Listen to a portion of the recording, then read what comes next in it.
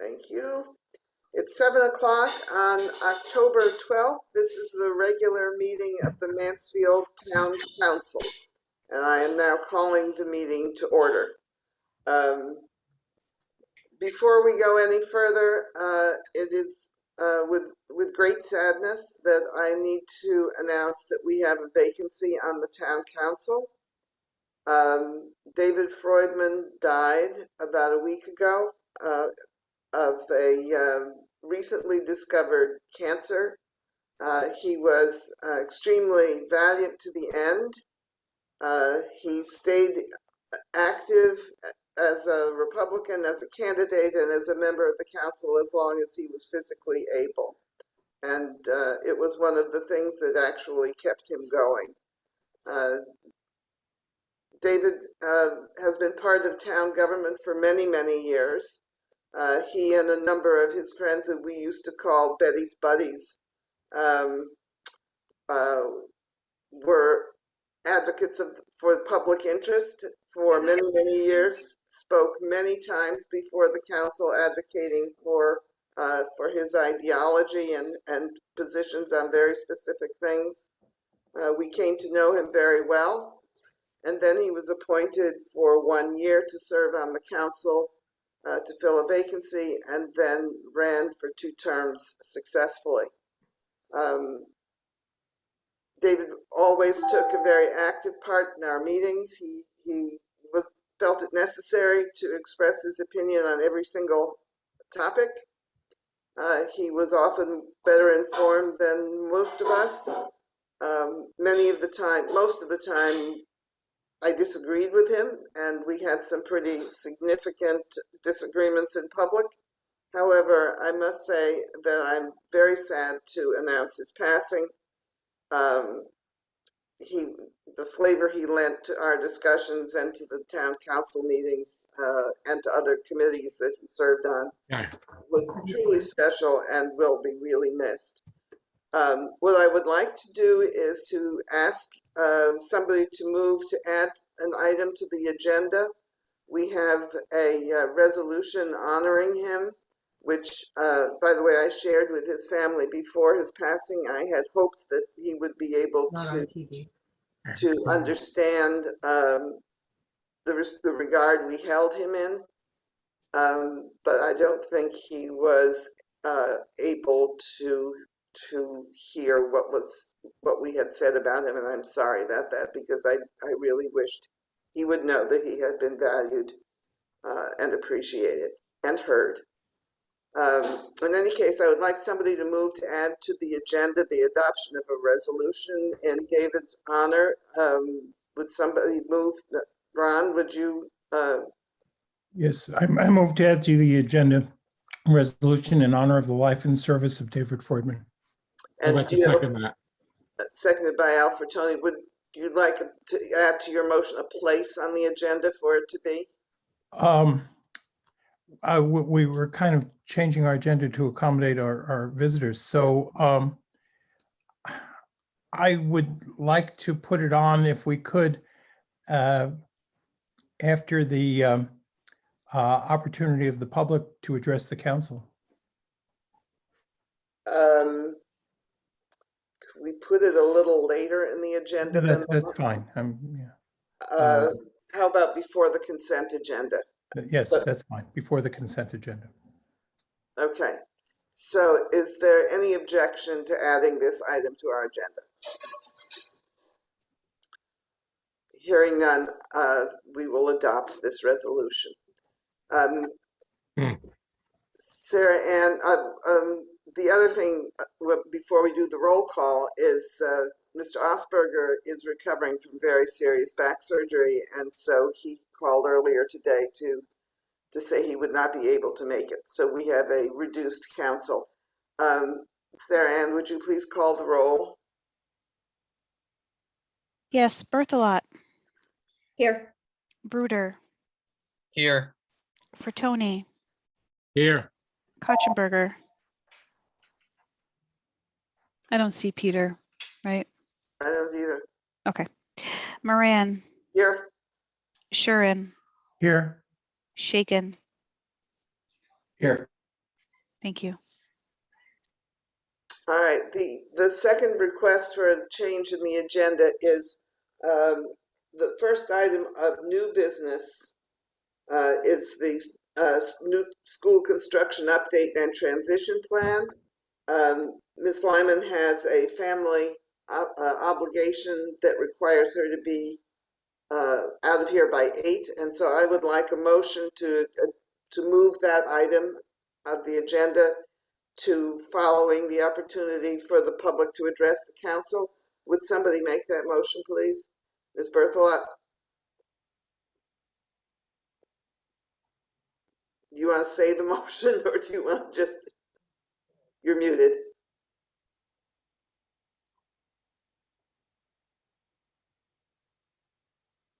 You're still muted. There we go. I move to move the update on the school building to after public comment. Is there a second? Seconded by Mr. Shaken. Thank you. Does anybody object to this? Thank you. All right, we will proceed. The next item on our agenda is the opportunity for the public to address the council. Is there anybody who wishes to address the public? Madam Mayor, I think we have Ms. Jessica Leonard here with us this evening, who would like to speak with us about some concerns about pedestrian safety on Storrs Road. Ms. Leonard, you have 3 minutes. Please tell us who you are, where you live, and what you would like us to hear. Sure. Jessica Leonard. I live in town. I have a couple kids at the high school. Obviously live in town. My concern is pedestrian Excuse me 1 minute. safety. We need your address, actually. Oh, I'm sorry. 149 Browns Road. Thank you. Stores. Yeah, no problem. So yeah, my concern is the pedestrian safety, specifically along the stretch from E.O. Smith to the businesses across the street. I'm sure it probably has been visited at times. It's just, there's a lot of things that make it very dangerous, and even just being very alert. I've almost hit people. I've almost been hit. And I just wanted to know, you know, what discussions have taken place and what we could kind of do in the future to make it safe. You know, I silly me put it on Facebook, like just kind of getting like community responses, but there were some good ideas out of it. So I don't know what the steps would be to kind of research that and see if something might be able to be done. Some of the ideas would be like fences, which I don't know, who knows, a traffic light, a pedestrian button, a bridge, a tunnel, some grooves, speed bumps. There's a lot of signs for Yukon up in there, and it makes it very difficult to even see that there is a crosswalk. They almost obstruct the crosswalk sign itself. Can you tell me exactly where you see this problem? Is there a particular place where kids are crossing, or is it just that stretch of road? When you're coming onto campus, like if you're coming from Willimantic coming into campus, the first crosswalk by Price Chopper is very difficult, particularly at night. And then the next crosswalk that's right near E.O. Smith, that particular one, you know, the signs kind of block it. The sun can kind of affect it. Traffic backs up on one side and it's hard to see the kids coming. There's just a lot of problems. And I'm just concerned for the kids' safety and myself, you know, even it's not a kid issue, it's everybody. Thank you. We will take that under consideration. We're very concerned about pedestrian safety, of course. Is there anybody else who wishes to address the council? Madam Mayor, I'm not aware of any other requests for public comment tonight. Okay, thank you. Then we will proceed to the first item of new business, which is the new elementary school construction and transition. And what I consider a real unfortunate circumstance that our superintendent of schools has announced her intent to retire at the end of this year. I'm sure that we will have some comment about that. So, Ms. Lyman, you have the screen, and please go ahead.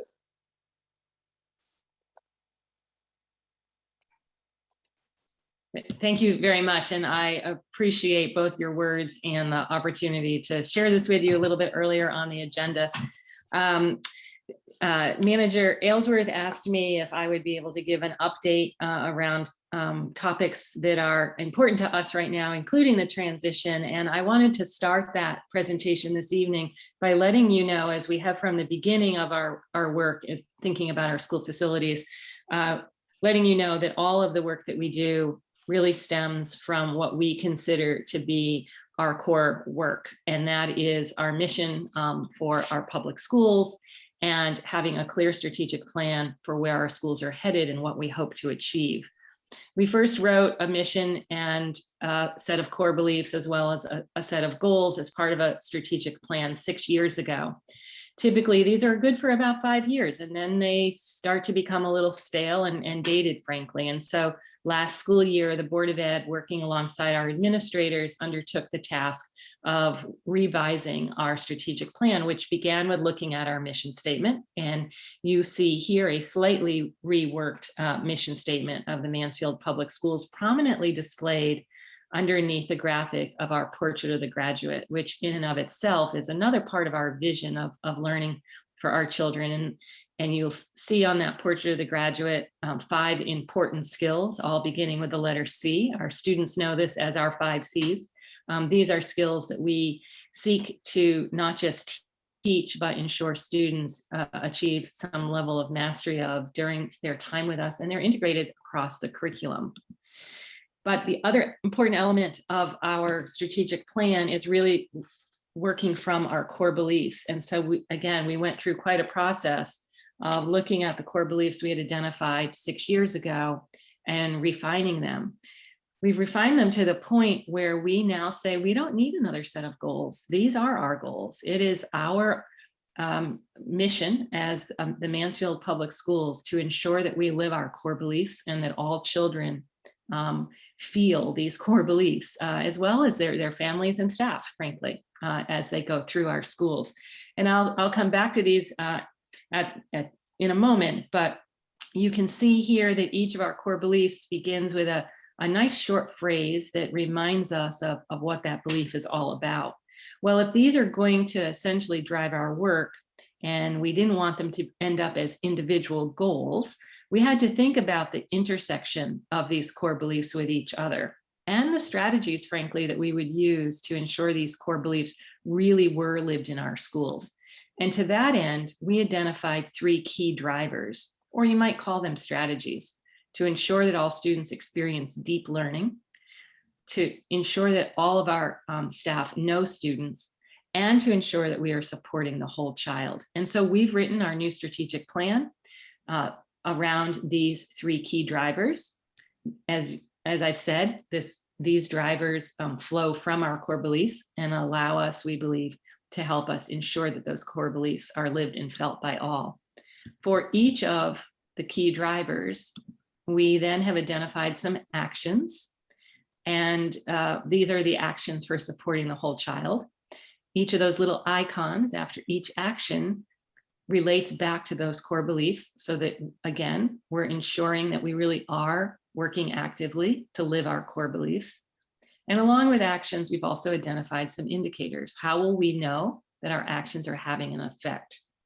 There will be a report to the board called a report of progress about every 4 months on one of these key drivers, sharing with the board the work of the district over the last 12 months, including performance data and other collections of evidence that we have that help us ensure that our students are moving forward. So I share this with you because, as I mentioned, everything that we do really stems from these core beliefs. And that's what initially drove us to think about our work with our school facilities. And so in a nutshell, these are the core beliefs that are driving the Mansfield Public Schools. now, and we believe for at least 4 more years after this. And then I'm sure the next superintendent will see whether or not these are still applicable. Before I tell you a little bit more about the building, I do want to share with you that we're pretty pleased with the progress that we made over the last 5 years with our strategic plan. And it even resulted in some pretty nice national attention for us this year. There are 2 researchers and leaders of thought in the field of ensuring students acquire the deep understandings necessary for life in the 21st century, who wrote a book last year during the pandemic called Redefining Student Success. Ken Kay and Susie Boss are the authors, and as I mentioned, in our world, they're quite well known. They interviewed 250 educators across the country and chose to interview among those 250 about 5 educators from Mansfield. And we were really thrilled when the book came out to see that our portrait of the graduate and our definition of student-centered learning garnered a whole page in the book, as did one of the teaching experiences that are provided to our children. So we think we're on the right path with the work that we're doing. And you may also remember that when we started to talk about a new facility, we started with our mission and what it was we were seeking to ensure students experienced in schools, and question whether or not our current facilities were helping us achieve that. Well, I think we all feel that our new facility is very much going to support that work. It's been very carefully designed to ensure that it does support the teaching and learning that we know is so important to our children, and the teaching and learning that we've defined for us here in Mansfield.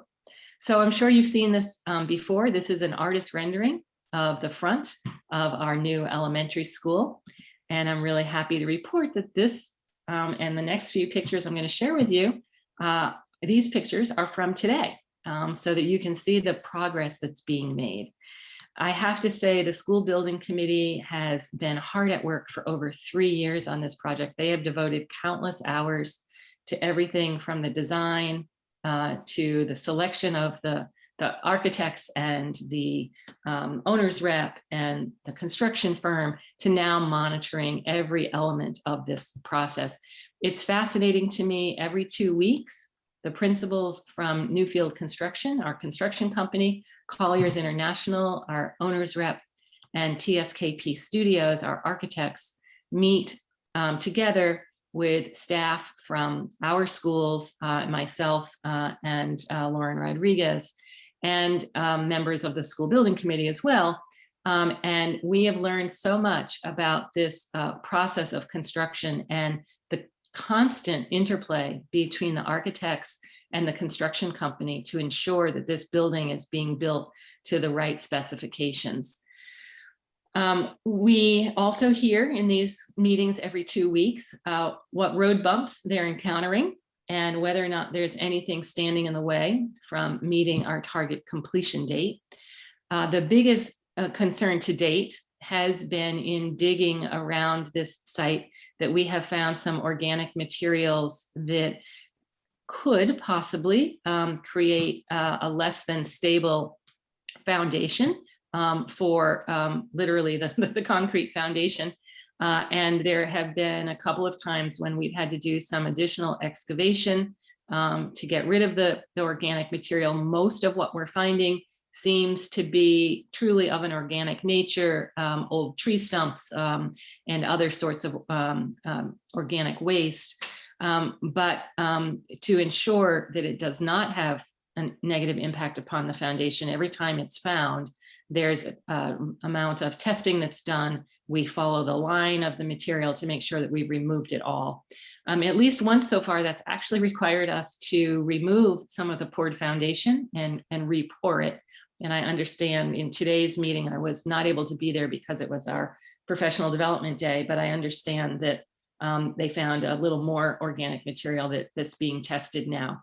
The good news is that none of this has delayed the overall construction. Because of the size of the building, they simply move on to another area to create, to continue the pouring of the foundation. The other thing that we've been really concerned about, and you can see here steel being erected, is the supply chain. And we knew that steel was one of those things a few months ago that was really hard to get. We've been incredibly impressed with the work of Newfield and Construction. They have ordered a tremendous amount of material very early so that we don't run into these supply chain delays. They also have been working very closely with the architects to consider the construction process, so that if there is any kind of delay, they're reworking the construction timeline, and again, kind of moving on to another part of the building or another piece of the construction while they await some materials. So we continue really every week to hear about delays or possible delays, and we're continuing to monitor that very, very carefully. We also have experienced some delays, some of you may know, with a roof project that we have going on at the middle school. And so we've asked about the roof, and all of those materials have been ordered very early and appear like most, from what we know thus far, it appears that the actual roofing insulation and such that was causing a problem at the middle school should not cause a problem here. Again, we are really getting excited as the building is starting to take shape. And we started working last year thinking about the physical transition and the emotional transition of moving 3 elementary schools worth of children, their staff and families into this new building. And so working this summer, our administrators put together a 12-month transition timeline that focuses on addressing all of those needs, the emotional needs, the physical needs, and the multiple stakeholders.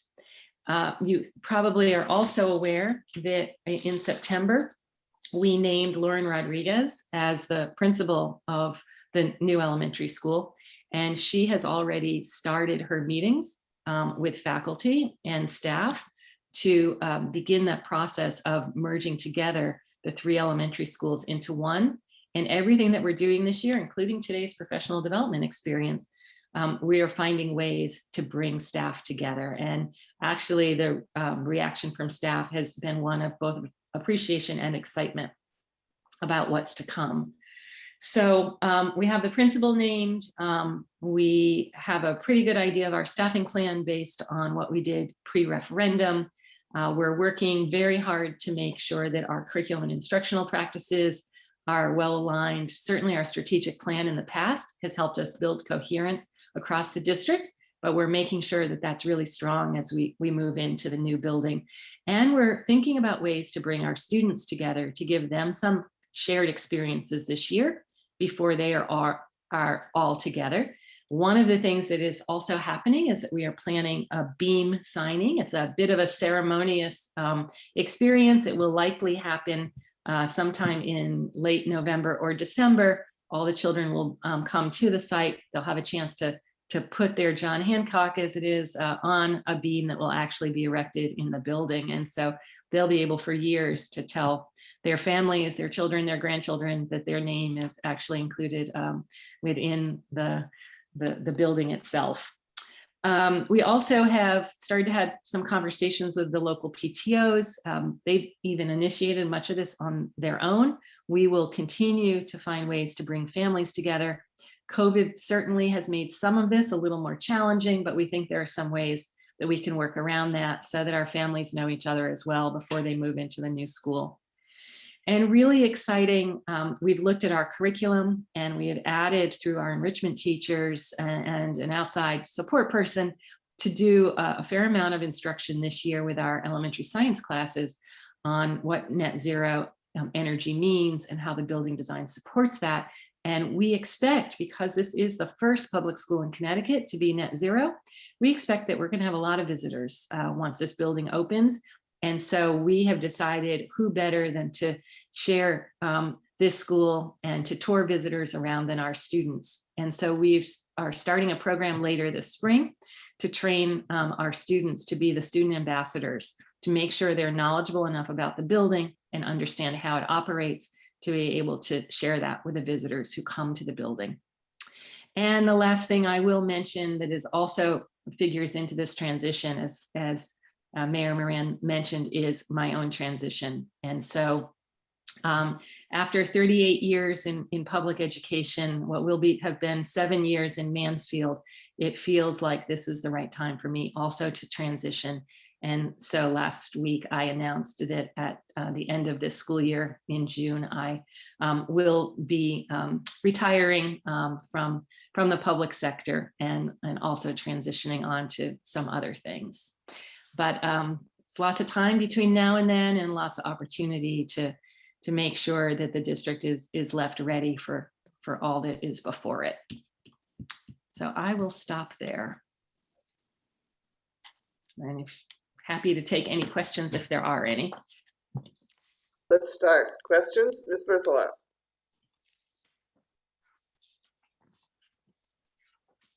Still muted. There we go. Thank you, Mayor. I just want to say the words, the next superintendent, make me very sad. Thank you. You've shown amazing leadership, and it's been a real pleasure to serve for the town at the same time that you have, and you will be deeply missed. Thank you. Same here. Anybody else wish to comment? Mr. Bruder. Thank you, Mayor. I was just gonna build off of my colleague, Councilor Berthelot's sentiments that, we really appreciate all you've done, and even now, it's gonna be a different type of transition. So, thank you. Thank you. Mr. Shaken. Thanks. I'll echo what other folks have said. This has been both really great leadership through one of probably the most difficult times in public education in the last century, and also wonderful leadership through the transition to the new school. I do have a question though, and perhaps this is something that the building committee and the board has discussed, but we are still fairly early in the construction process, and everyone who has been involved thinking about constructing things personally knows that supply shortages are real, and just construction comes with hiccups. The soil issue being the first major one, perhaps, that's been identified, but certainly we can expect others. I know we're still on track and that the plan is still for September, but maybe you could enlighten us about whether there is a plan if that goal is missed for circumstances that are outside of our control. So the good news is that we'll have 2, possibly even 3, depending upon how delayed construction might be, schools remaining. And so we will be able to continue education in the remaining buildings, even if we are in the process of doing the tear down at Southeast. There's enough space at the other 2 schools for a temporary use for Southeast students. I actually had the misfortune of being involved in a construction project that didn't finish on time, and can tell you that as challenging as it was to think about initially, you can actually manage for even up to a year quite well when you have a really coherent district and a group of professionals, as we do, that work really well together. So I have no doubt that we could continue to educate children very well in the existing buildings if we had to. Would that involve increasing class sizes to merge kids in, or just moving classes into other buildings? At this point, I believe that we could accommodate just by moving classrooms in. Remember, one of the reasons we chose to consolidate was because of declining enrollment. And so each of our schools only has about 10, give or take 1, classrooms at this point.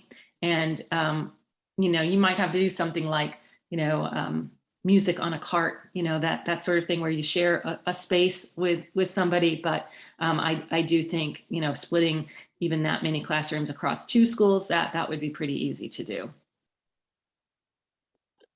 Mr. Shagan?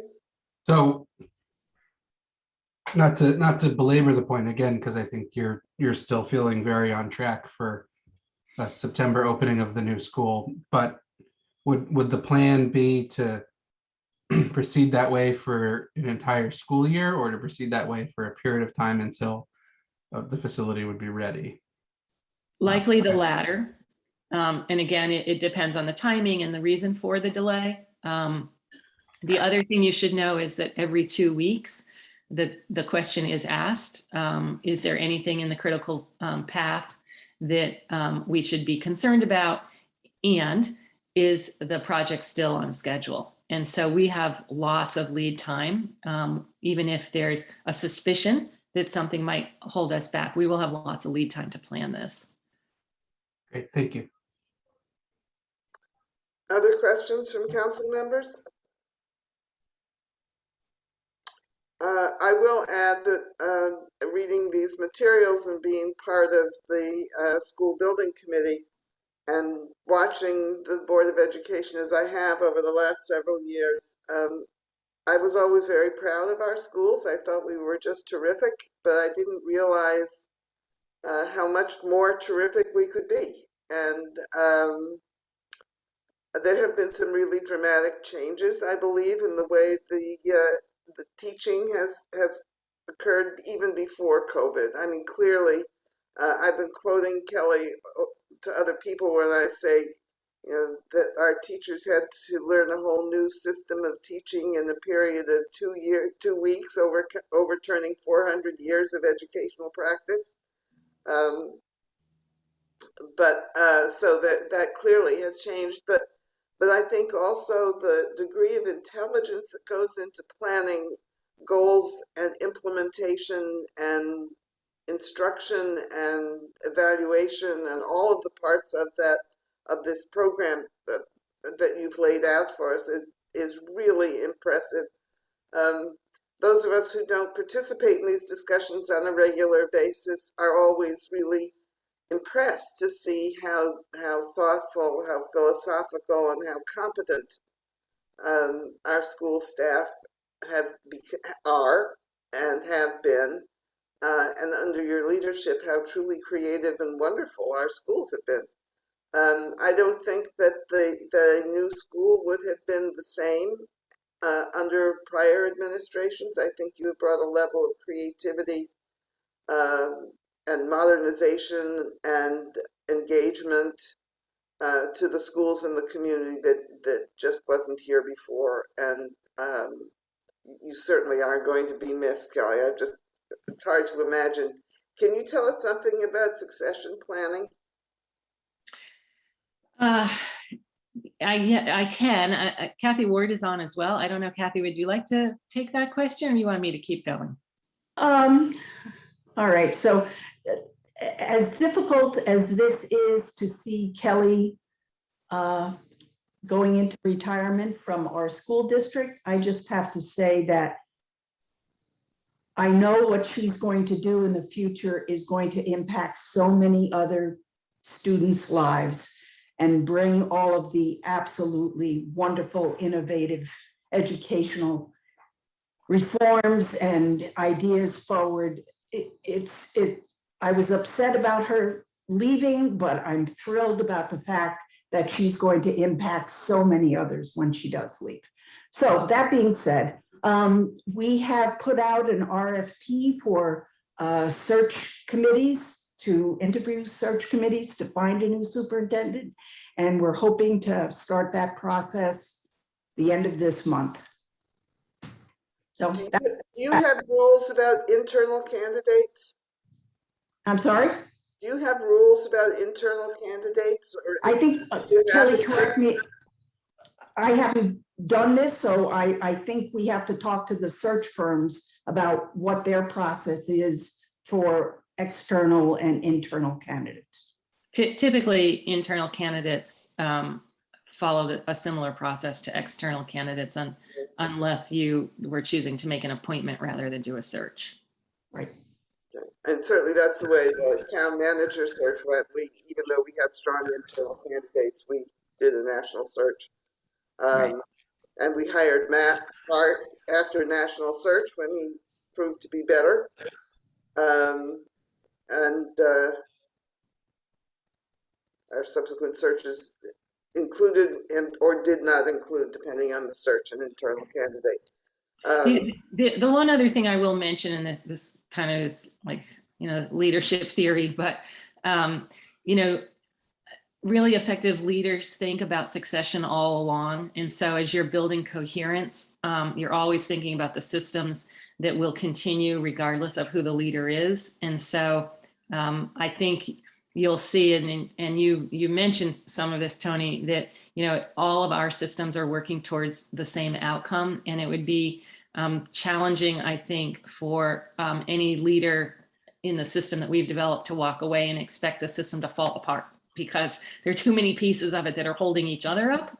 And so I think the best succession planning is continuing to work diligently to build this strong coherence and a base of school employees, and not just administrators, but all the way down through your employee ladder, who understand what the school system is all about and have the tools and strategies to keep moving the work forward. And then any leader that comes in is going to have the benefit of working within that system. And I have seen this happen where a poor leader can come in, but because the system itself is so strong, the system finds a way to continue to move forward. Not that you're going to find a poor leader, but just saying succession is really something that we think about all along. Okay, well, we did actually have some experience with that. Yes, you did. Is there any other comments? I got my fingers crossed that the calendar doesn't get upset by delivery challenges and supply chain issues. This is one of the things that we watch. We get a month, every bi-week, there's a calendar update. So far, we have not fallen behind in spite of the challenges that have been faced so far. But of course, the majority of the materials that we need to purchase have not been delivered to the scene yet. So there's a lot of future to watch. So thank you very much, Kelly, and we hope we hear from you again before you leave. A lot of time still. Thank you. Okay, thanks. All right, the next item on our agenda is the report of the town manager, Mr. Aylesworth. Thank you, Madam Mayor. Just to confirm, we were doing my report next. There wasn't the other item or the resolution, just to make sure. You're muted. Yes, you're right. Mr. Shuren moved to add to the agenda the resolution honoring Mr. Freudman. Now, I got it. It has been emailed to everybody. Would somebody like to move adoption of this motion, of this resolution? Madam Mayor, hi, Sarah Ann here. We moved that item to before the consent agenda. Before the consent agenda. Okay. So my report would happen next. Okay. Okay. I wasn't sure. I was asking. So thank you. A few items to report. As I think everybody knows from either internal correspondence or local news reports, our community is being visited by the President of the United States later this week. He's going to be in town as part of the dedication of the Dodd Center for Human Rights at UConn. And as I understand it, they won't be closing much in the way of roads, except roads on campus, because I believe the president is coming in via air as opposed to via surface travel. And I believe Madam Mayor is going to be having the opportunity and the honor to meet the President of the United States, perhaps however briefly it might be. As I understand, his stay will be relatively brief. But that's a noteworthy visit for our town. It's not something that happens every day, and hopefully there won't be spillover effects in terms of potential logistical impacts of traffic and school buses and all that sort of stuff that could kind of come together early in the afternoon if the visit lasts a little longer. Ryan, can I interrupt for just 1 second? There are going to be practice landings for the helicopter over the next day or so. So if people are alarmed by helicopters on campus, that they're just practicing. Are you going to practice greeting the helicopter too, or just? It'll be a great event, I'm sure, on Friday. Certainly, the work of the Dodd Center is incredibly important, and so I think everybody realizes the significance of the fact that the president is taking time out of his busy schedule to come and take part in this event. Turning to more local affairs, we had the first session of the inaugural cohort of the Mansfield Local Government Academy. That was last Thursday. Mayor Moran joined me, as did our town clerk and our registrar of voters and our human resources director for the first session, which touched on basically an introduction to local government, to town governance, a little bit of municipal budgeting at the high level, the HR function, and then records and voting. I think we got a really good group. People were asking good questions. They were highly engaged. They seemed really appreciative, got a lot of positive feedback. So this is the first of what will be 10 sessions. Knock on wood, unless something comes up, I'm personally going to attend every session, be on hand to help with the discussion. I have every confidence, though, that our department heads will lead great talks and interject a lot of creativity into the sessions to make them really dynamic and interactive. I believe a department head who's on the call tonight, I won't mention Linda's name, but I heard tell that she and Cynthia were brainstorming something to do with Legos as it pertains to the economic development conversation. So, I mean, if you're using Legos, what could go wrong? Unless there's like infants involved. Don't use Legos, Linda, if there are infants in the room. Be careful about that. And don't leave them on the floor. Yeah, don't leave them on the floor. But yeah, very, very much off to a good start, I think, and great feedback, and looking forward to what the future has in store for that. Since there was a brief mention earlier about what we did for Indigenous Peoples Day, or maybe thought that we could do more in the future, I did want to make sure that everybody knows that we did launch, or I should say the Human Rights Commission really helped launch a web page to serve as a resource for residents on Indigenous Peoples Day. Research was done by E.O. Smith students, and there was support from our public library to launch a permanent web page. I believe it's being hosted or at least supported by Mansfield Historical Society, and it's intended to serve as a robust resource to engage residents on the Indigenous peoples of our area and help build awareness and appreciation for the fact that this land belonged to others before we all came to occupy it. So we did do that this year, and that's an important initial step. We had talked with the council in the past about employee vaccinations and possible policy changes on that front.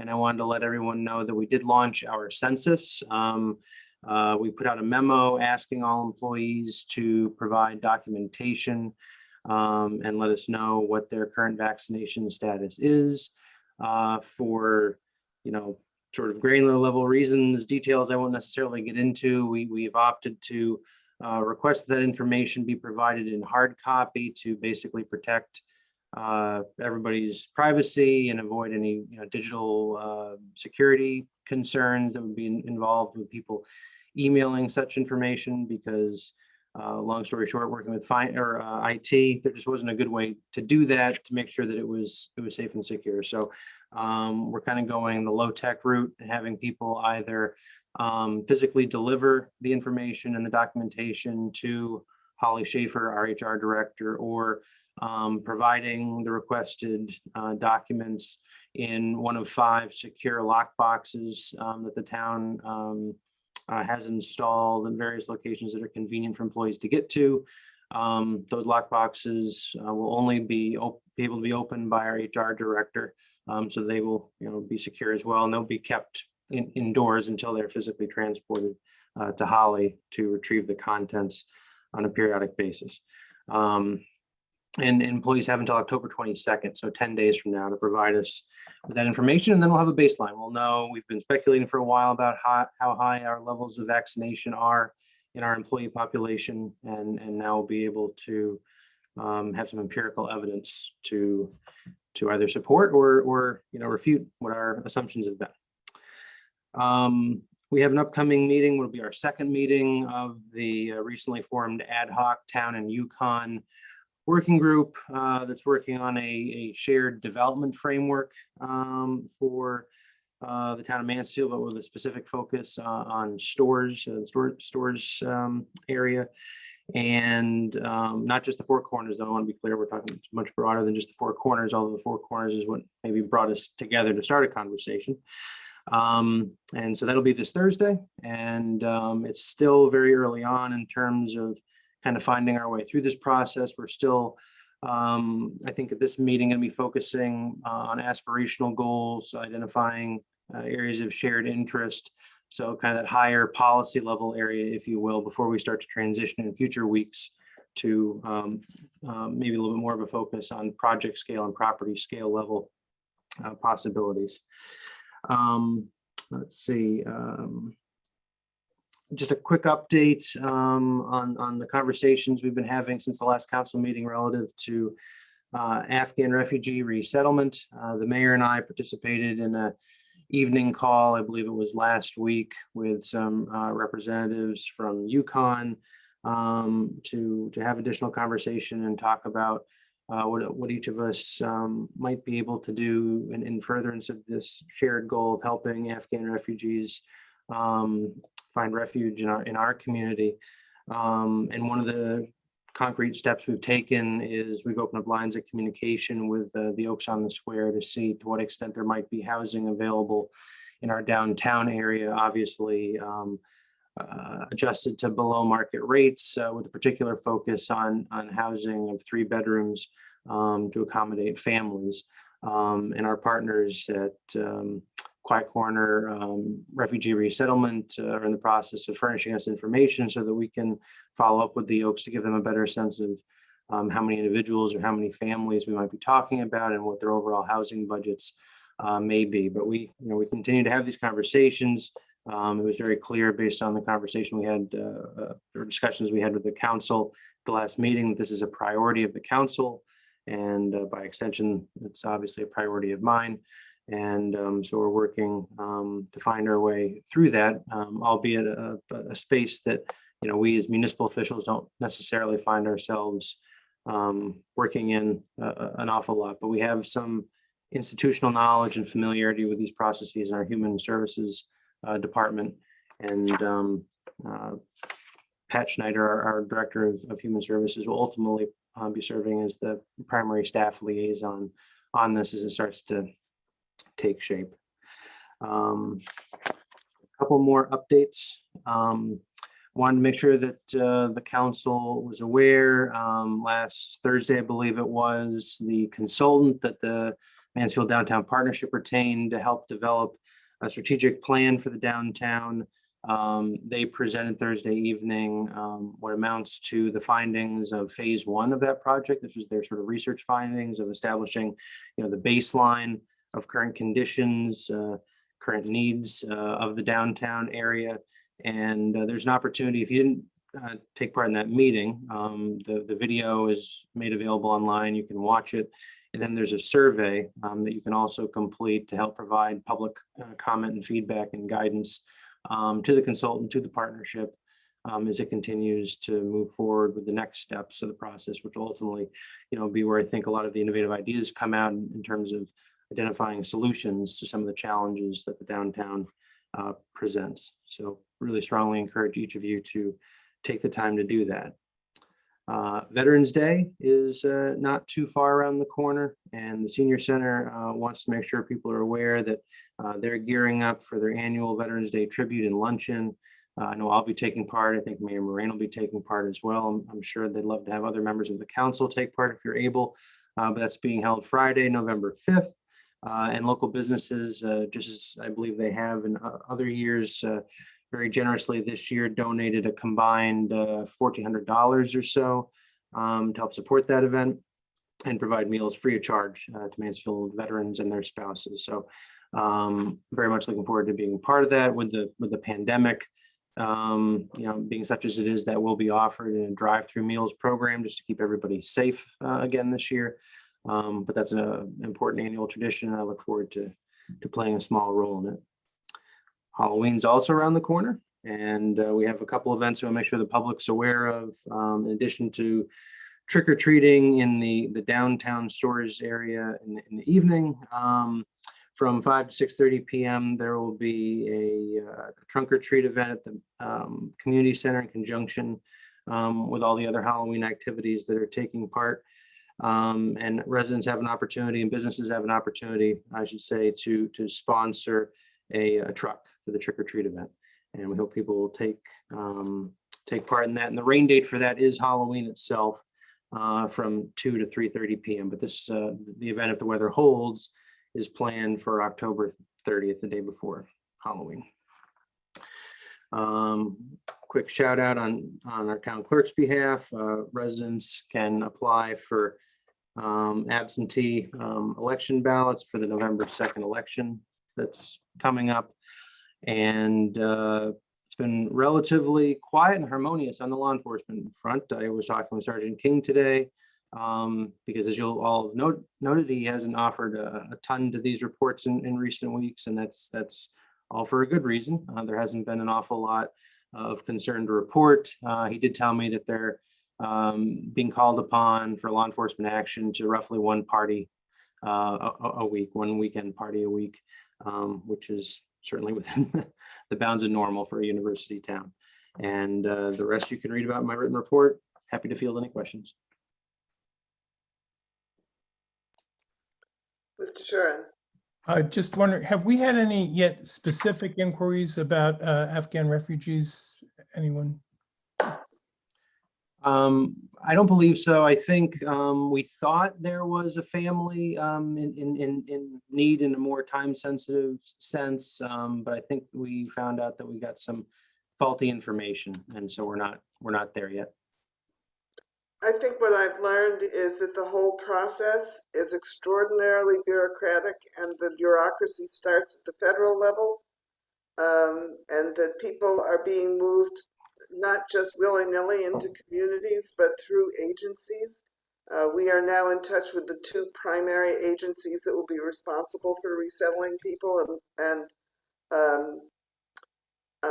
also through UConn, these bureaucracies are underway. The other thing is the federal law is so mutable at this point. It's not clear, for example, whether or not families will come with work permits. That's something which is currently being legislated at this moment.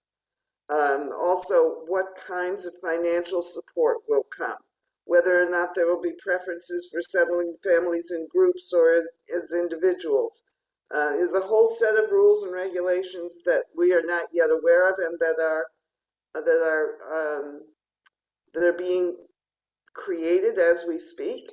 And one of the things I've asked that the provost letter be attached in communication so that you would get a sense of how deeply engaged the university is in this process, and how extremely knowledgeable people on campus are about this process. So the fact that we have stood up to be recipients is great, but we are absolute novices in this field compared to the resources at the university.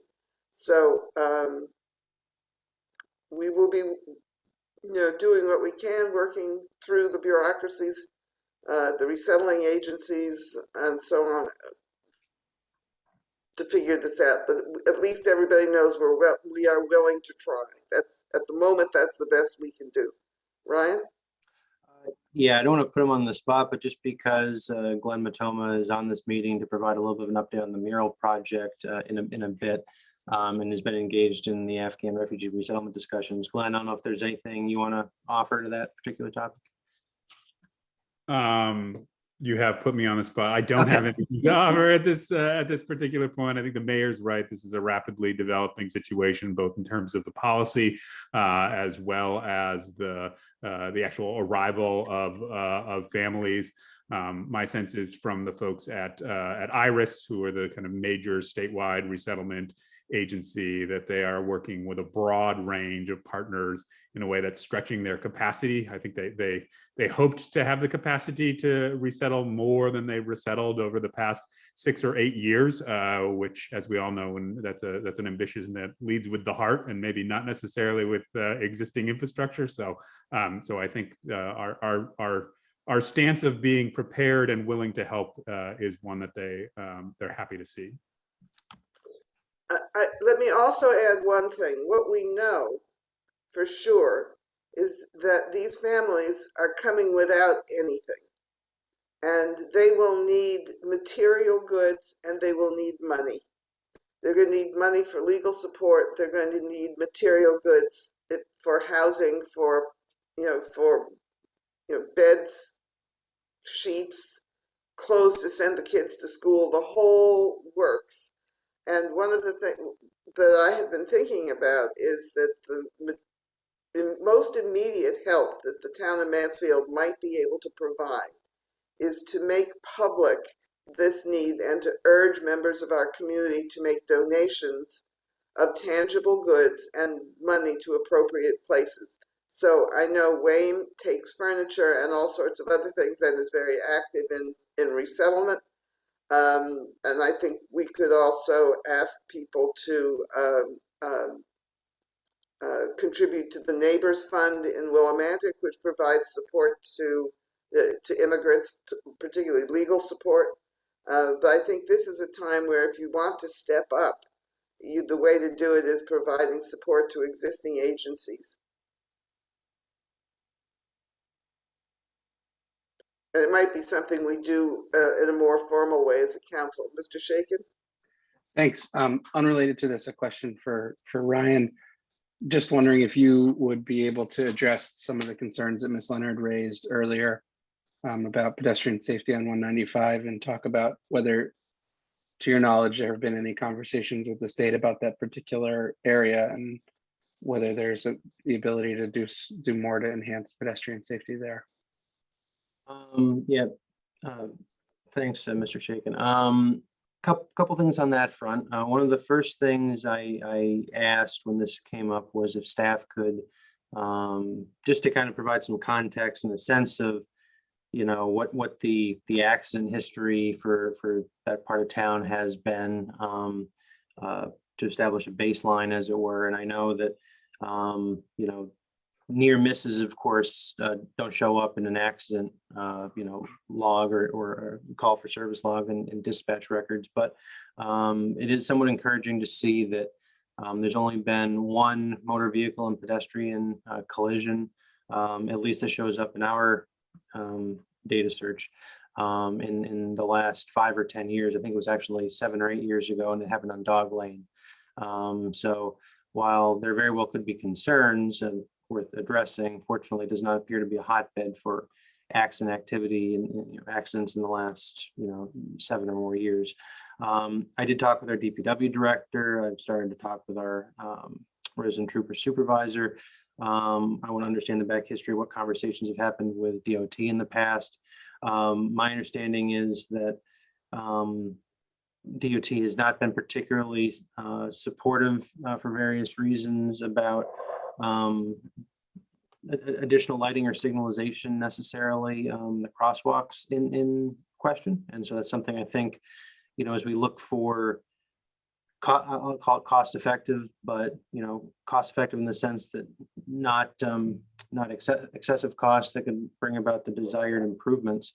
Obviously, if we start talking about overpasses and underpasses, whether it be a bridge over the road or a tunnel system under the road,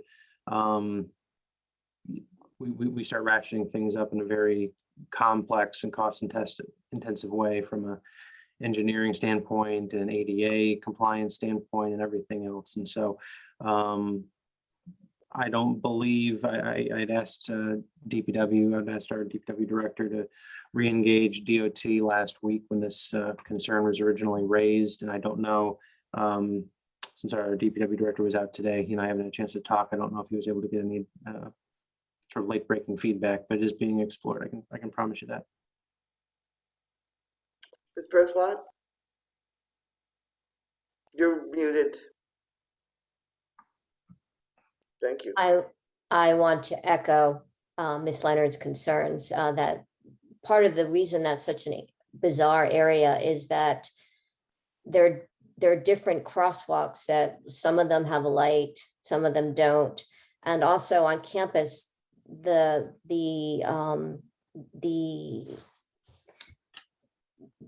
standard for letting somebody walk is very much if anybody's near the crosswalk, they get the go.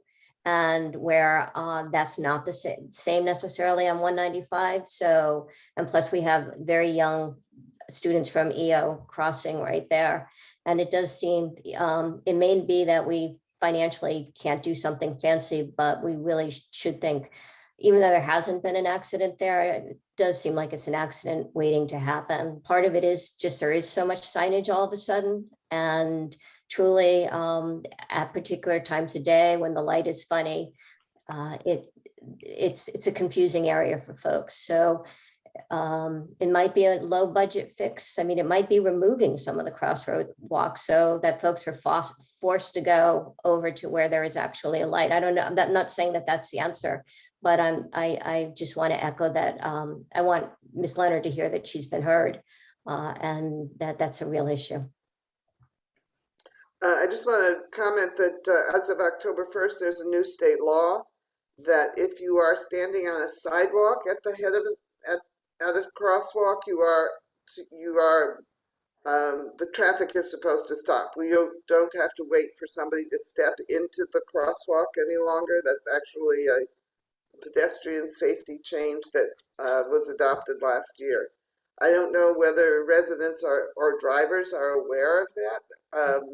I don't know how we could make that clear, because certainly stopping for pedestrians, making sure that our motorists stop for pedestrians when they look like they're going to cross a side crosswalk would be really useful.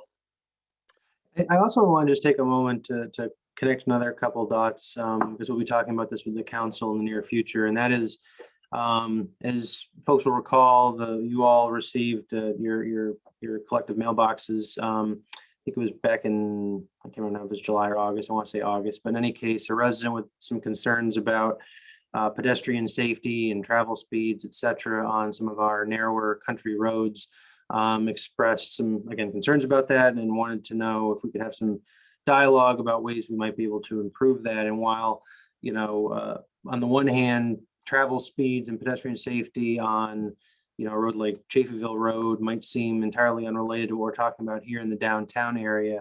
The common thread is what you all know is the term complete streets. The town has taken the complete streets pledge or plunge, if you will. It's signed on to a policy embracing complete streets principles, which is this idea of multimodal, forms of transportation and walkable communities, walkable downtowns, but realizing that,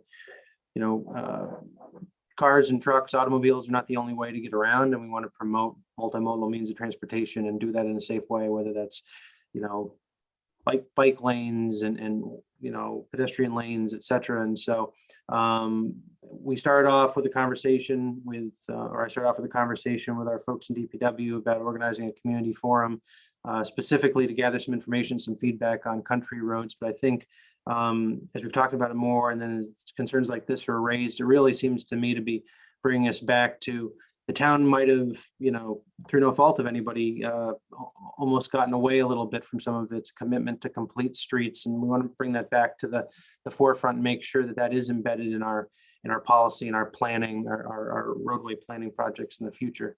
And so stay tuned for more community discussion around complete streets. Any further comment on the town manager's report? Ms. Berthelot. Yeah, thank you. So Connecticut's doing awfully well on COVID, and right now we're at less than 1 rate for transmissions. I'm wondering when we're going to have a conversation about getting the town council back to meeting in public. It seems an important goal and something we shouldn't be too far away from. I asked Rob Miller that question this afternoon at a town gown meeting, and you can ask it of him again when he gives his report, and I would recommend that you do so. There are a couple of issues that play into the decision making, and rather than speak for him, I'd like for him to give you the answer that that he gave us earlier. Would that be okay? Absolutely, thank you. Okay. Anything else for Mr. Aylesworth? All right, then it's time for reports and comments of council members.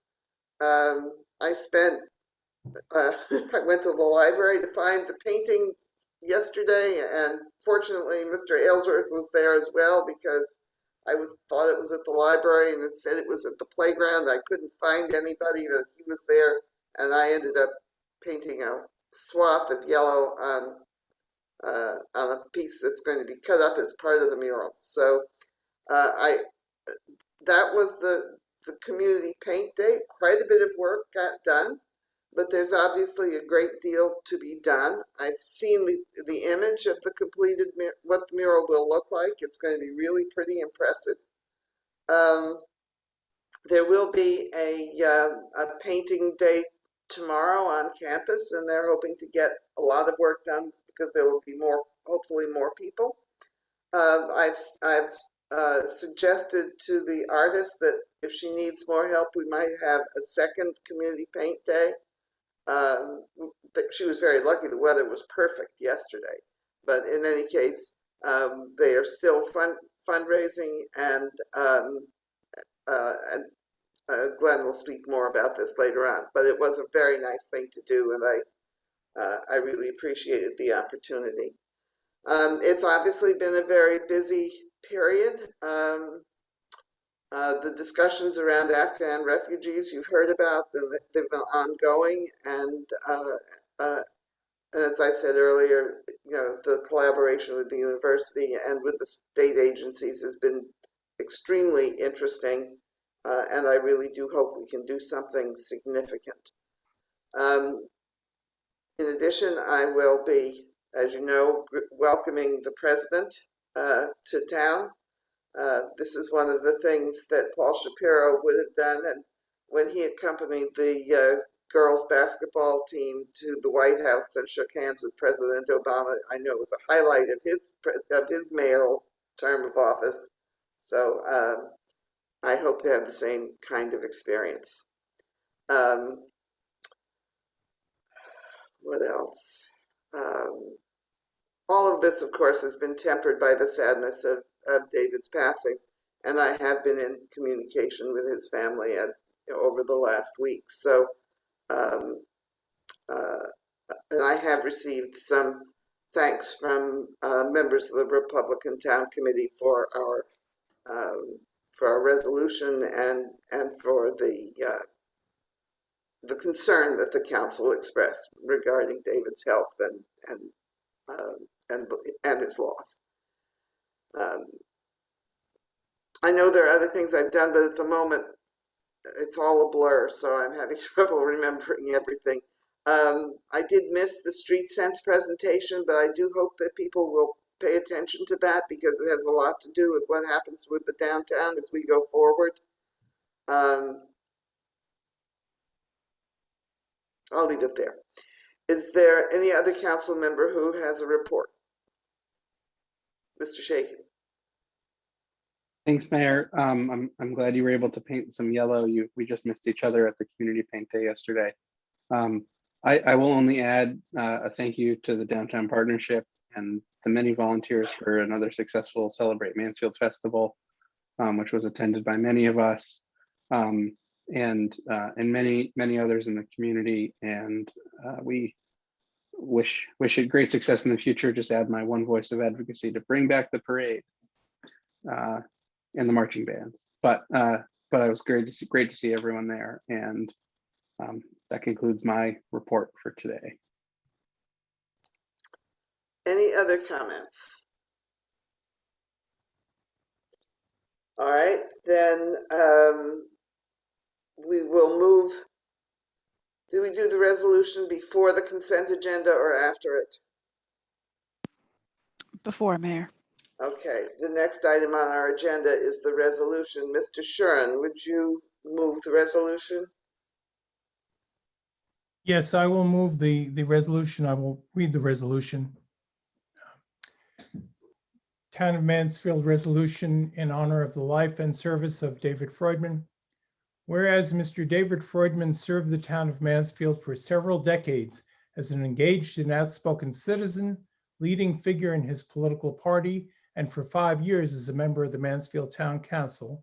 And whereas Mr. Freudman brought to his service knowledge acquired over the years as a professional engineer, student of political philosophy, observer of world and national events, and a long-term resident of Mansfield.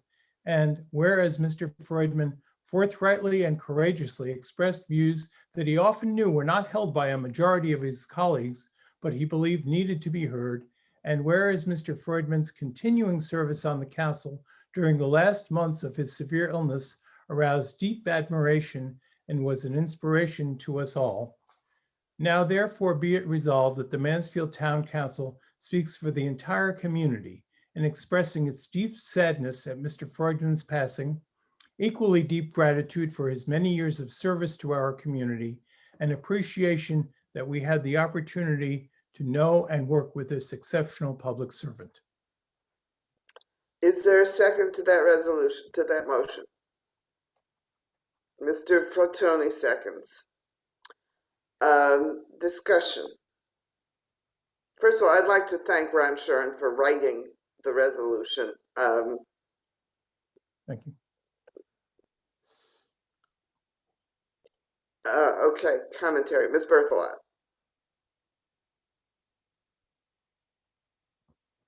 I guess I'll start by saying that Mr. Freudman, or David, was a pill. He made me work hard. And because I worked harder, I think I did my job better. He challenged all of us on all occasions, and he made sure that the T's were crossed and the I's were dotted. And he was consistent.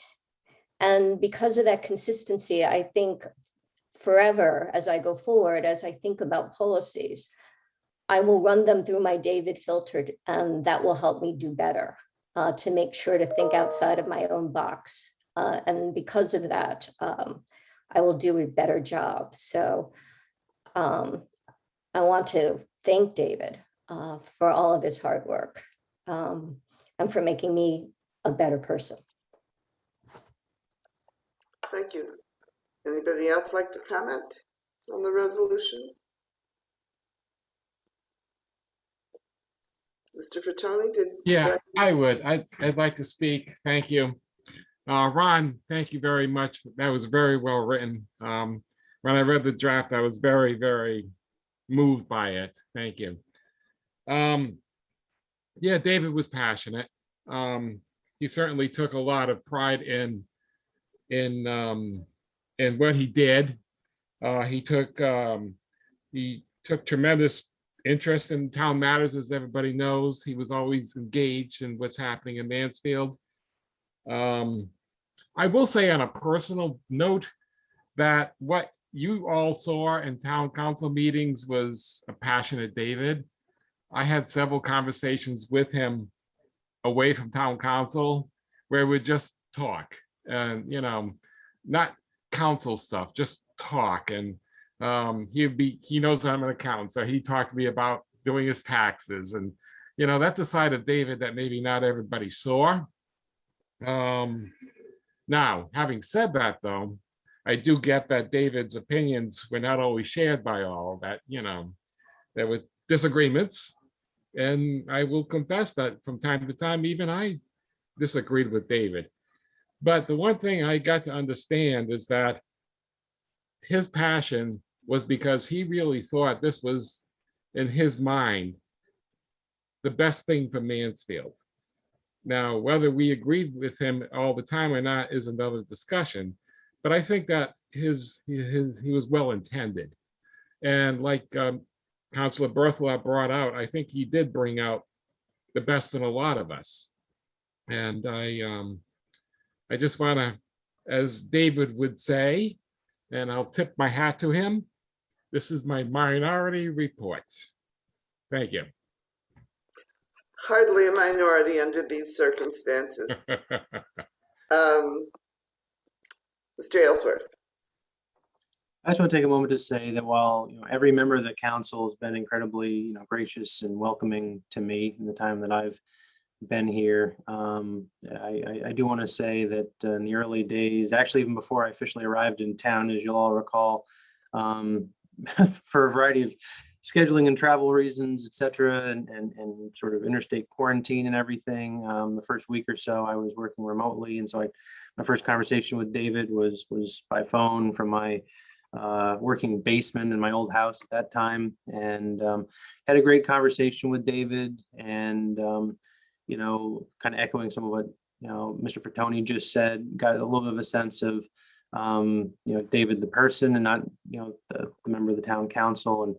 And I'd also echo something that Ms. Berthelot said, which is as a staff person, I obviously understand my role to be the sort of nonpartisan cog in this wheel. And I definitely appreciated that Mr. Freudman always would if he saw a hole in your argument, if he thought an angle hadn't been thoroughly investigated, he wasn't just going to let it go and have a pass. He was going to point that out. He was going to challenge you to explain your reasoning, to look into something.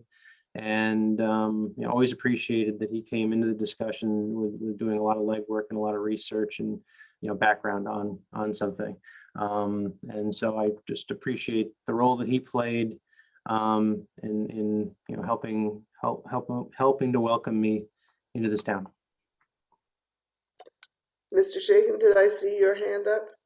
Yeah, I just wanted to echo what everyone has said and say also, for those of you who might be watching in public, you've for those of you who are regular followers of the council meeting, as Al just said, you have grown to know David as a counselor advocating for his issues, but those of us who served with him, especially in the before times when we were in person, knew that when the council would adjourn for its private executive session conversations, and for me and some of us who've been around for a few years, during the many hours spent in private search committees for really three iterations over the last 3 or 4 years, David was a very friendly and amenable person, even though he continued to stick by the opinions that he held so strongly, and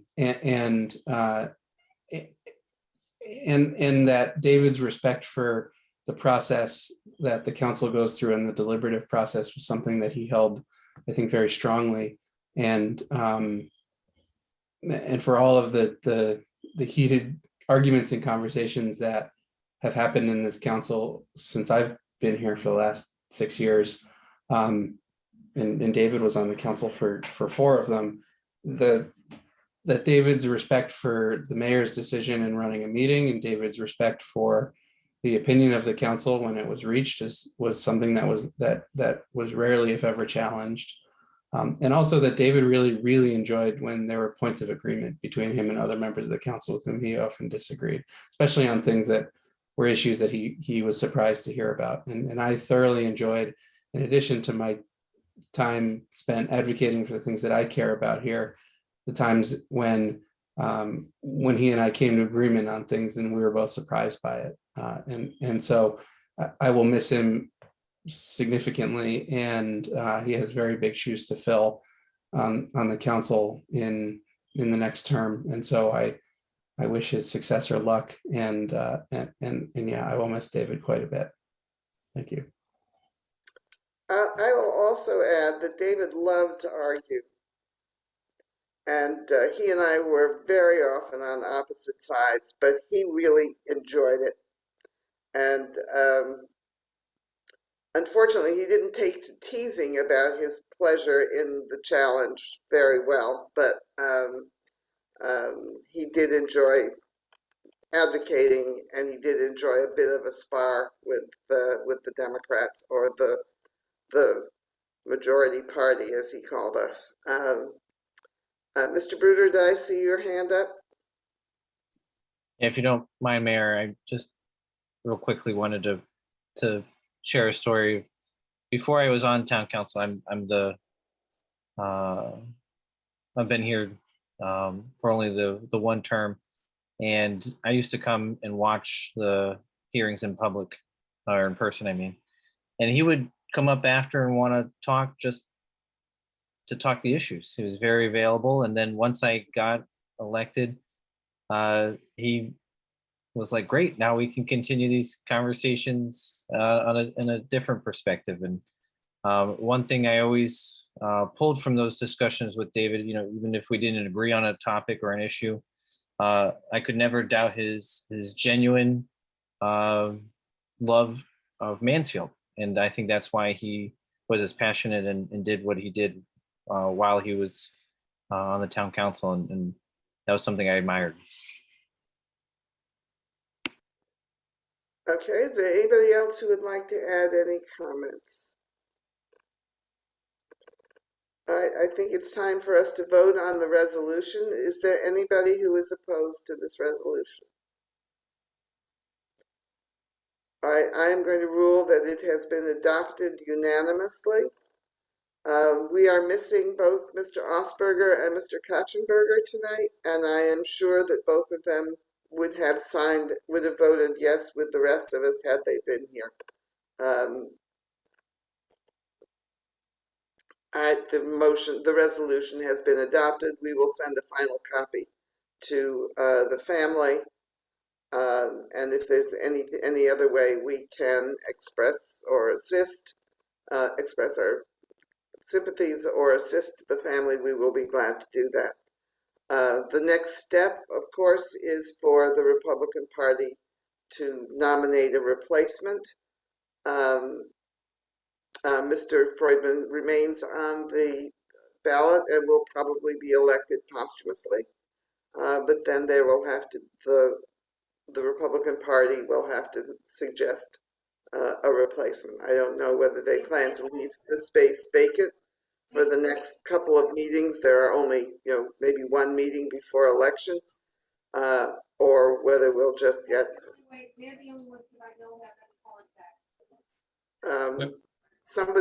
somebody's got background noise going. In any case, the replacement will be up to the recommendation will be up to the party to make a nomination. And I have not heard that such a thing has begun even to be discussed. I think everybody was honoring David's wishes to remain very private and not to take any action until he would. Okay, the next item on the agenda is the consent agenda, which includes approval of minutes of September 27th and the Board of Assessment Appeals compensation. Would somebody move the consent agenda? Ms. Berthelot moves, Mr. Shaken seconds. Any discussion on the consent agenda? All those in favor of the consent agenda, please raise your hand. It's adopted unanimously. Thank you. The next item on our agenda is proposed year-end transfers. Mr. Shaken, are you representing the Finance Committee on this? I am. As your memo says, at the last council meeting, this is an error that we have to correct. Peter read the motion incorrectly in the middle of a number of complicated motions, and so after talking with with folks. Staff feels like it's appropriate, even though it was clearly a scrivener's error, if you will, that we adopt and pass the correct motion, which I will do now. Move to appropriate $20,000 zoning permit revenue, $55,000 of housing code permit revenue, and $50,000 of P&Z consulting fee revenue to the transfer out to Parks and Recreation for a total of $125,000. Further, move to approve the proposed year-end transfers as presented by the Director of Finance in her correspondence dated September 23rd, 2021. And this doesn't need a second since it's a committee recommendation. Is there anybody who's going to oppose? Mr. Fatoni, anybody who's going to oppose this motion? Anybody wishes to abstain? All right, it's been adopted unanimously. Thank you. Mr. Miller, COVID update. Where are you? There you are. Welcome. Thank you, Madam Mayor. Can everybody hear me okay? Yes. Great. So start off with a little bit of data, as we always do. Weekly case counts continue to trend down. They've been trending down for the past 4 weeks. As of October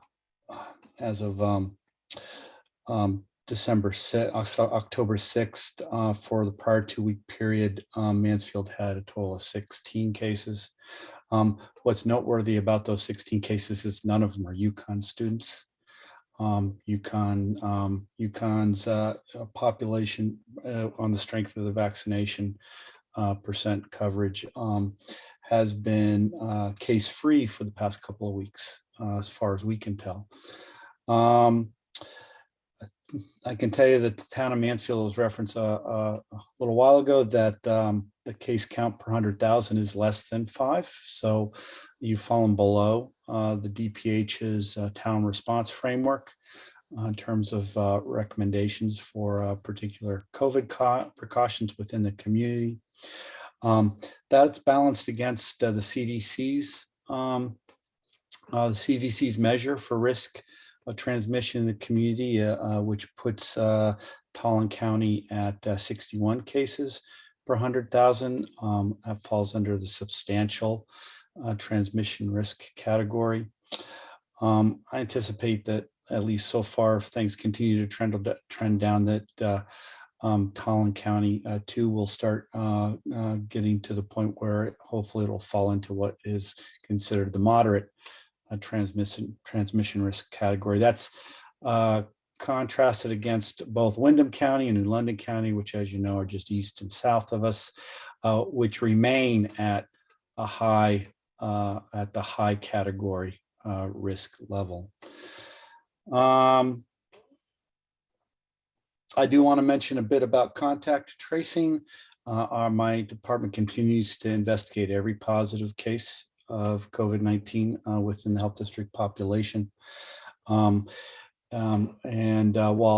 cases have been waning, I can tell you that staff's been very busy with the unvaccinated among our population. So youth sports and extracurricular activities and the youth population. We've been seeing a number of cases among that subgroup. And it has been impacting some school attendance in some of the schools because of the close contacts within those groups we've been identifying. And while Mansfield generally has generally been okay in that regard, some of the other school systems in which we've seen a number of lost school days as a result of kids being identified as close contacts. And we have actually seen some evidence of transmission in some of these schools too.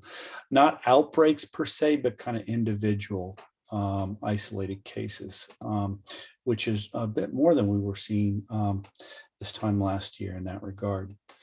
And I think that has a lot to do with the fact that many parents are balancing, precautions against COVID, against sort of social integration and social isolation that our children were experiencing over the past pandemic. So I think families are really getting their kids back out there and allowing them to do a lot of things that they weren't really doing before. And of course, this is in part the result of that. On vaccination coverage, the health district has the health district population. 71% of the population's received at least one dose. 68% is fully vaccinated. That's compared to the town of Mansfield, which there's an estimated 79% that's received at least one dose, and 77% that's fully vaccinated. Again, and that does include the residential student population. And that's compared against statewide totals of 70% and 65%. And if we were to convert these numbers to those who are eligible for vaccination, these numbers would all be higher. So I think they're pretty strong numbers considering. Let's see. The health district did participate in the Celebrate Mansfield event this past period. We administered 95 doses of vaccine. We offered a menu of vaccinations. We did 45 pediatric doses of influenza, 45 adult influenza doses. Then we did 5 doses of Johnson & Johnson for COVID, for a total of 95 doses. So it was, from our perspective, a great success. And I suspect that we'll be seeking to provide some kind of vaccination clinic in this event moving forward, given its success. In terms of other clinics scheduled, vaccination clinics scheduled, we do have a pop-up clinic scheduled at Mansfield McDonald's tomorrow from 4 to 6:30. We'll be offering both Pfizer and Johnson & Johnson. We're also now offering booster doses, the Pfizer booster doses, to eligible individuals at our walk-in clinic at the Mansfield Town Hall, Mondays from 9 to 1, and then Thursdays from 2 to 6. We're planning to engage our schools once the FDA extends the emergency use authorization for Pfizer to kids 5 to 11. We're anticipating that after the ACIP's meeting in early November, providing clinical guidance on how to administer to kids, that we'll be scheduling school-located clinics in the 2 to 3 weeks after that announcement. And a number of our schools around the district, and certainly Mansfield will be included in that. We'll be working with our schools to coordinate those clinics and get those kids vaccinated as soon as we can, because they comprise, obviously, at this point in time, the kind of the largest segment of our unvaccinated population. So, so tapping in and getting those kids vaccinated will go a long way towards continuing to increase vaccination coverage in our populations and our communities.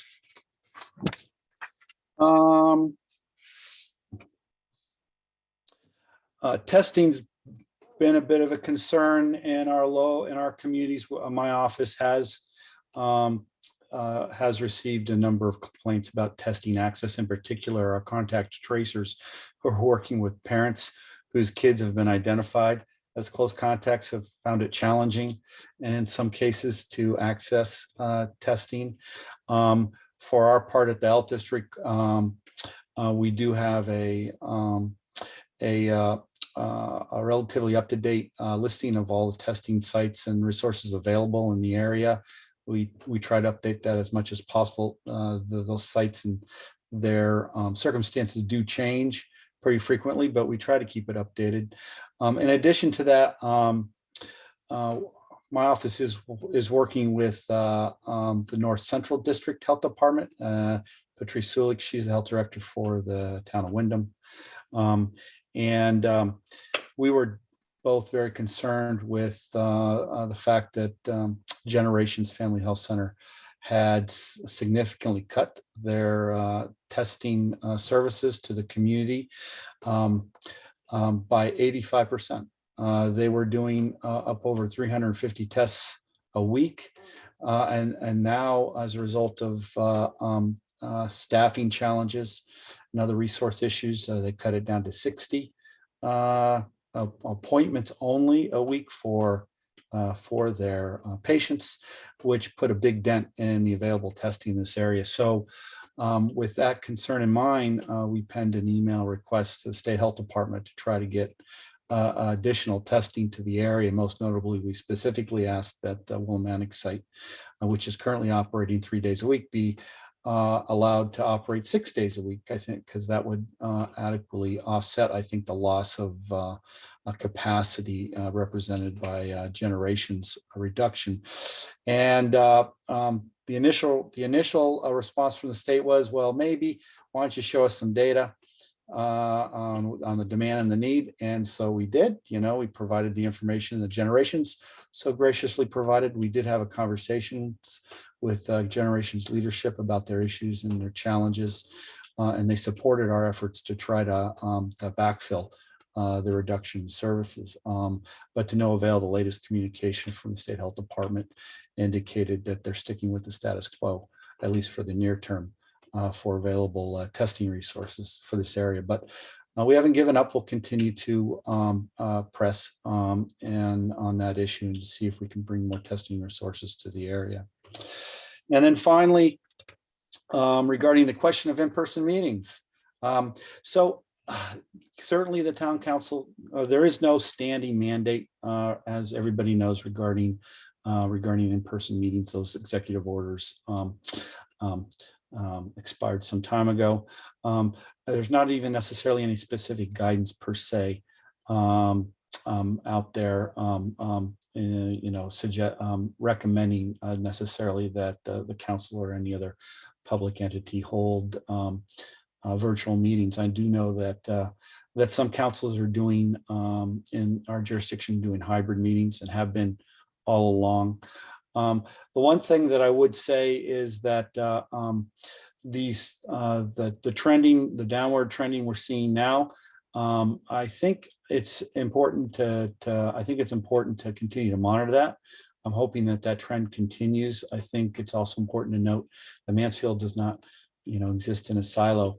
There are a number of orange and red municipalities surrounding the town of Mansfield, and certainly the counties of New London and Wyndham are still pursuant to the CDC guidance at high transmission levels. So while the trends are positive, I'm really hoping to see them continue to trend down. I do have a concern about as temperatures get colder and people start to go indoors, that while our strong vaccination coverage in the town of Mansfield and in some of our other communities will certainly blunt any potential for increased counts during these winter months. The question is by how much? I think there's a possibility we'll still see an uptick come this winter, and hopefully it will be minor, and we'll just have to wait and see. And with that, I'll be glad to answer any questions that you may have.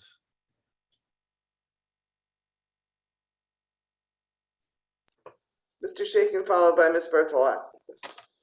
It's just two things. First, on the on the testing front, thanks for following up on this, Rob. I am very concerned, as I expressed a couple weeks ago, and I'm interested because I had exchanged some emails advocating for this at the beginning of this with folks from the Department of Public Health, and I was assured that there would be no disruption to the capacity in the area given the continued coverage from both Semaphore at the Rec Park site and Generations, albeit their reimagined way of testing. I was also informed that when the state went out to bid on contracts to extend the no-cost testing for all option, that contract that Generations had received since the beginning of the pandemic, that Generations chose not to apply. So I will first say that perhaps some of my animus towards Generations at the last meeting was misplaced, that they were no longer being compensated for those tests. by the state. And I understand that they felt like they couldn't make it work with the rates the state was paying, which is frankly unacceptable. The state needs to be paying an adequate amount for these tests to work. And for this area in particular, to have testing available 8 to 2 p.m. 3 days a week, it's just ludicrous. And it doesn't reflect the needs of the community. It doesn't reflect the needs of working people who can't make a test from 8 a.m. to 2 p.m. even on a Saturday. And I'm particularly concerned as we get into these colder months and start thinking about travel plans and family plans for Thanksgiving, that there are no testing options available for folks in a reasonable way. I've purchased the take-home tests in advance, so my family has the ability to test themselves, but they're not as reliable, and many people don't have that option. And I suspect you're going to have lots of folks on Tuesday before Thanksgiving going to CVS looking for a test and finding them to be off the shelves for the reason that everyone is doing that, and then not being able to access a test in Willimantic because it's Tuesday. I mean, that's a problem. And it's one that I think the state really needs to rethink and try to solve. So I would encourage Mayor, you working with Rob and me and others to get in touch with our legislators, to talk with Mayor DeVivo and Willimantic and with Representative Johnson and try to put something together collectively advocating for a change in tune. It really doesn't seem correct, especially given that part of the reasons that Generations had to rethink its setup is because they were experiencing such high demand, which clearly shows that there is still a significant demand for testing. I appreciate the desire from a population perspective to make tests difficult to obtain for people who are using them as an excuse to get out of a vaccine mandate, but that ought not to happen at the also inconvenience of people who need to seek them because of exposure or other reasons. So that's just my first opinion. I commend Rob, thanks for following up on it and working with your counterpart in Wyndham, and hopefully we'll have some change in heart from the administration on this issue. And then secondly, just in terms of in-person council meetings, I think we went back to virtual when the CDC issued guidance regarding mask wearing in high and moderate level communities, and we issued executive order regarding indoor mask mandates for the whole town around that same period of time. I don't have an issue being in person, only to say that I would hope that if we did it, we would continue to follow that guidance from the CDC, and that would be a change in practice from that brief honeymoon period when we thought everything was fine. And when we went back to council meetings and because everyone was vaccinated in the room, chose not to wear masks. I would only be in support of it if we had a very strict policy for all people and participants who are there to remain masked at all times. I think that at least as long as we're in a transmission rate in our county, not just in our town, that is in the moderate or high level. I don't think there's a way to do it otherwise. So having had an experience where a meeting that's been virtual decided to try that, I can tell you after that one meeting of a board, everyone decided it was nicer to see everyone's faces even over Zoom than it was to have an in-person meeting wearing a mask, and it was more productive. But I'd be open to trying it if that were the will of the council. But I think at least provided that we set that policy, given the CDC guidance about in-person gatherings. That's my opinion. Thanks. One of the real problems about being masked is sometimes people take the mask off when they're speaking. And of course, that's exactly the time when aerosols are created. So it's really counterproductive. Ms. Berthelot, you were next. Thank you. I want to wholeheartedly support Councillor Shakin's idea that we need to make this a political issue with the state. Amazingly, we slayed Goliath once before with Yukon, which is quite amazing that we were able to voice our concerns so clearly, consistently. I think this is a really important issue. There have been so many mothers and fathers whose kids have been sick, who are frantically looking for a place to test, and it's really not okay. And the state needs to help us here. So I do think that it's something that we should put our political effort into to bring more testing into our community. I do think that public meetings are important. I think that what we do should be as open to the public as possible. I do think we're in a safe zone. I agree with Councillor Shaken that it would make sense to be masked. I disagree, however, on the issue of not being able to communicate comfortably masked. I've now been teaching, I'm into my 3rd semester of teaching, and it's funny. I note that I don't even notice masks anymore, that I read faces really well, and that I'm shocked when I see people without a mask in public, that masks has become the new norm for me. And I do think there's great advantage to when folks come to speak to us to actually see us in person rather than on this little screen. So that's where I would like to weigh in on that particular issue. Thank you. Anybody else? I would be happy to do whatever anybody suggests on contacting anybody. Is Greg aware of this issue? I don't know. Greg or May Flexer? Greg Haddad or May Flexer? Okay, but we can have communication with them. I would be happy to contact Tom DeVivo if that's appropriate. Rob, I will talk with our political folks, but if you want me to do something, just let me know. Absolutely, Madam Mayor. Thank you. Okay, I have a question about the 16 in Mansfield, and you may have answered it, and I was thinking about something else. What's the age range of these 16? I'm afraid I don't have that information. Okay. But I think to that point, I can tell you that since the start of the pandemic in March 2012, up to about 3 months ago, 3% of those who were 3% of those cases, positive cases, were between 0 to 5 years old. In the past 90 days, that number is now 7%. So there's definitely been an uptick of positive cases.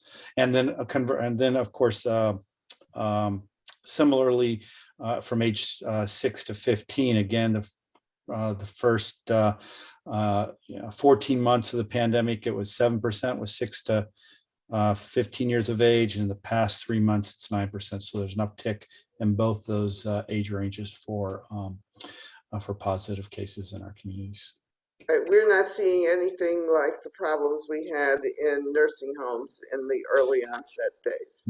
Nope, those populations are pretty much fully vaccinated at this point, and I know that the state is working actively to facilitate booster shots for the long-term care facility residents and others in those kinds of conjugate settings.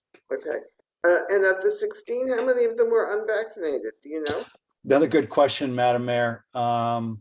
I'm not sure that we have access to that information, but I can, from that at that granular level. But I can tell you that that generally speaking, it's about. I'm going from memory here. I don't have a friend, but I believe it's 30 to 35% of the positive cases out there are fully vaccinated. And it's important to remember, though, that many of those are mild cases, that the vaccine is still effective at keeping people out of the hospital and certainly from dying. On the other hand, since the vast majority of our population is vaccinated, to have 3/4 of the people who are hospitalized, who are positive or hospitalized, unvaccinated, tells you that it's hitting that population much, much harder. Absolutely. Than it is hitting the population that is vaccinated. Absolutely. Okay. Anything else for Mr. Miller? Well, thank you once again, Rob, for your contribution and your attention to this stuff. We feel much safer having you out there, and Thank if you. there's anything we can do to help, just call on us. I greatly appreciate that, Mayor. Thank you. I'm sort of using the royal we there. Okay, thank you once again. Martin Luther King Mural Project. Ryan, would you like to start this? Sure. Thank you, Madam Mayor.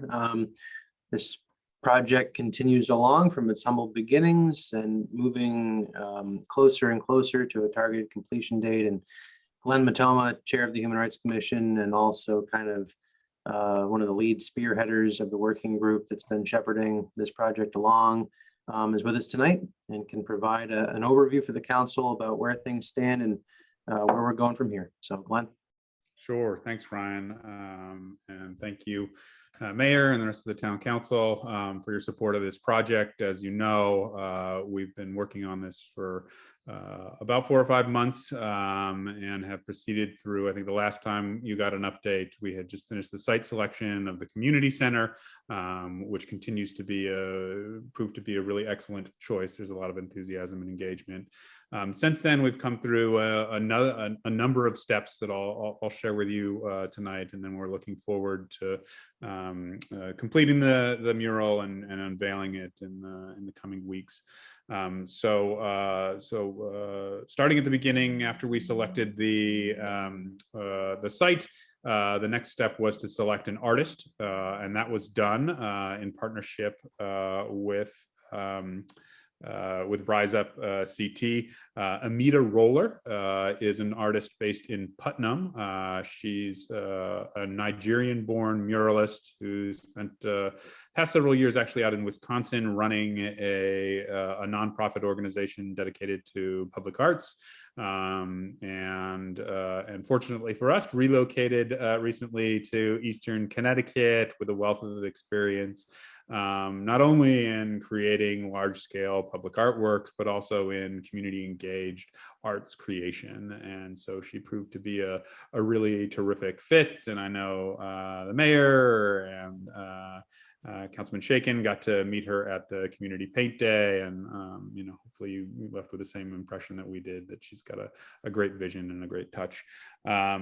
So once she was on board, we began the process of soliciting community feedback, and this was done through an online survey that asked community members for their input and questions like, what comes to mind when you think of Martin Luther King? Do you have favorite quotes? What are the kinds of images you see? Are there other comments or things you're excited about with this mural? And that was open for 2 or 3 weeks. We ended up with 43 responses, which was very good, and got a good sense from community members of the kinds of things that they were interested in. I think some of the themes that emerged was that the commitment to justice and peace and Martin Luther King's strength of leadership were all things that the community felt were important to convey in this mural. There was also a clear sense that people wanted our community represented. They didn't want this to be a mural that could go up anywhere else, in Connecticut or in the world, and felt in particular they wanted to reflect children in our community, the kind of broad, diverse array of children we have here. So we took those responses and worked with the media and went back and forth on a couple of design concepts and shared some images and came up with a design that foregrounded an image of the Reverend Dr. Martin Luther King leading a march with children, but then set against a backdrop that is essentially a quilt, a kind of set of interlocking triangles and fabrics to symbolize the broader unity, but diversity of our community. And there's a great quote actually from the letter from a Birmingham jail, that talks about all of us kind of knit together in a seamless garment, and this was taken as a kind of metaphor for what we wanted to portray. So in addition to that, we'll have some images of young people. She asked us for pictures from the community of kids doing stuff in Mansfield, and so those have been coming into her. She's been looking at those, putting them together. People were also interested, of course, in representing our incredible natural landscape. So we worked with her to get some images of local flora and fauna, native plants, distinguishing characteristics of Mansfield. I think she's going to put a stone wall in there, so it'll have a kind of a Mansfield connection.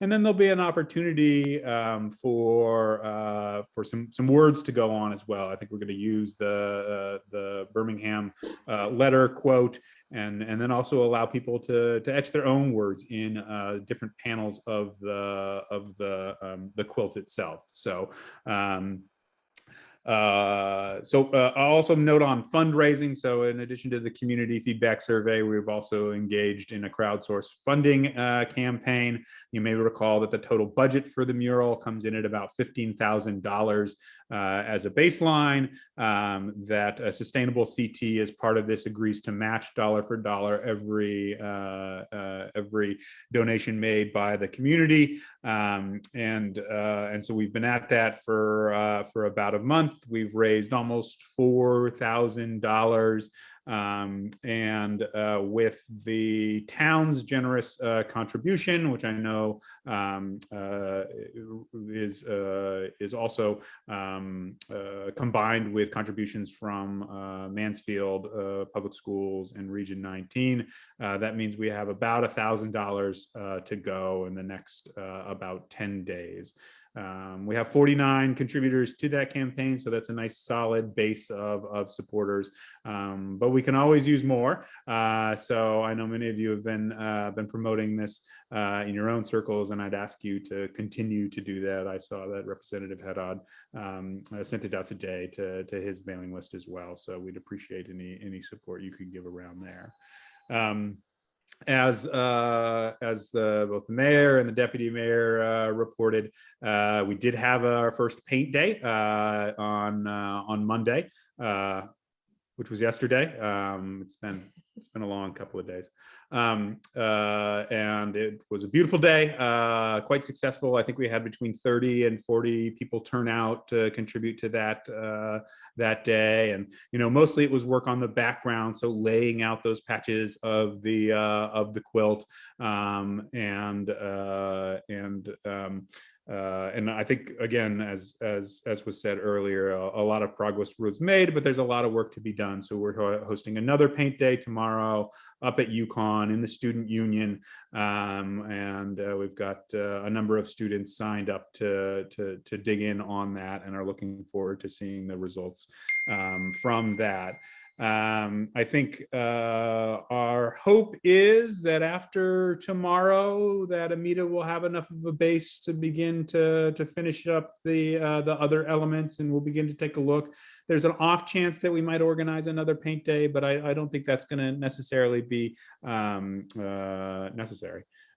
As it were. So that's where we're at in this process. So once that's completed, then we'll begin the technical details of the actual install. So Amita works actually on this fabric. It's called Polytab. It's not, that's why we could have paint day at the library and not at the community center. And so that'll be stretched on frames and eventually installed permanently on the facade of the community center. And I know they're working closely with the community center folks to make sure we have the proper preparation of the surface and all the requisite facilities support as we go forward with that. And then as we kind of near in, we will begin to make, well, we've already begun to make plans, but we'll begin to send out publicity for what we hope will be the unveiling date on November 1st. So we wanted to coincide right before Election Day to, leverage the spirit of democracy and civic responsibility. And so, the Human Rights Commission, along with our key partners, Core Mansfield and the NAACP Wyndham Willimantic chapter, will put together a program in support of that. And I guess one final note is that the library did invite Amita, as well as Matt, who is the primary lead at Rise Up CT, to present on the mural initiative statewide on November 8th. So shortly after our unveiling, they'll present a program through the library, which will feature our mural, but as well as many other murals around the state. So, so that'll be a good opportunity for the community to learn more overall. So I think that's the update, but happy to take any questions if you have them. There's one image you ought to think about, and that is the children who were part of the groundbreaking ceremony for the new school. Mm-hmm. There's the image of them in their yellow hard hats and shovels standing around piles of dirt. It was a lovely day and there were lovely images.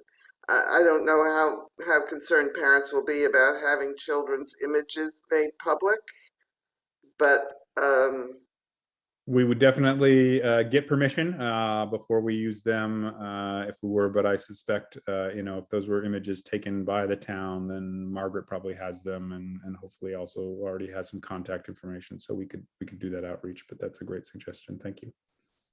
Anybody else have questions for Glenn on the mural project? Well, thank you very much. I think this is going to be a really landmark thing for Mansfield. So it's a great effort, and I really did enjoy meeting Amita too. By the way, you can tell her that CCSU does have a mural course. It's 270 in the art department. She might be interested in knowing about that. Fantastic. Yeah, no, we'll definitely let her know. So it's right up her alley. They might even need a teacher, who knows? Or at least a guest artist. So yeah, terrific. Yes. Thank you. And thanks everyone again for your support. Okay. Before we move on to the next item, I just need to correct something I said earlier. Sarah Ann has communicated to me that the Republicans have removed David's name from the ballot and will correct absentee ballots and the poll ballot to include the name Michael Carroll, who was endorsed by the RTC and filed paperwork today. So there will be a full slate of Republicans running. That is true. So I just wanted to make sure that what I said was not incorrect. All right, next item on the agenda is the scenic road alterations on Dog Lane. Mr. Aylesworth. Thank you, Madam Mayor. The town has received a request from Howard and Alice Raphaelson for alterations to Dog Lane, Mr. Aylesworth, the Raphaelsons are very long and prominent members of prominent members of our community. I just want to make sure you got their name right. Raphaelsons. Okay, thank you. I've not had the pleasure of meeting them yet, but thank you. They had applied to planning and zoning relative to approval of installation of a couple driveways for 2 new single-family homes.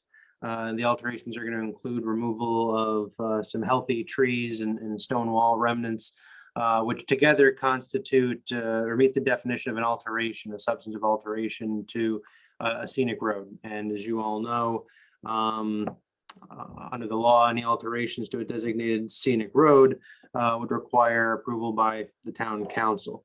So there was a public hearing before the Planning and Zoning Commission. I believe that was on September 22nd. And the Planning and Zoning Commission has subsequently issued a formal recommendation to the town council.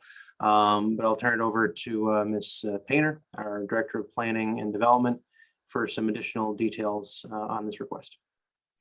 Good evening, everyone. As Ryan mentioned, the Planning and Zoning Commission did hold a public hearing. It was actually last Monday, October 4th.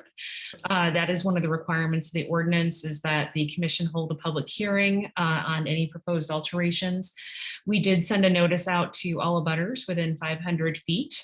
The public hearing was also advertised in the Chronicle on 2 days pursuant to Section 8-7D of the statutes, which is required by the ordinance as well. So we did in the agenda item summary, there was a link to the public hearing for anyone who wanted to watch that or listen to it. We did have one speaker in support, and that's the prospective purchaser of one of the 2 lots. We had 2 speakers in opposition and one who is asking for additional information on the scenic road process and purpose of the requirements.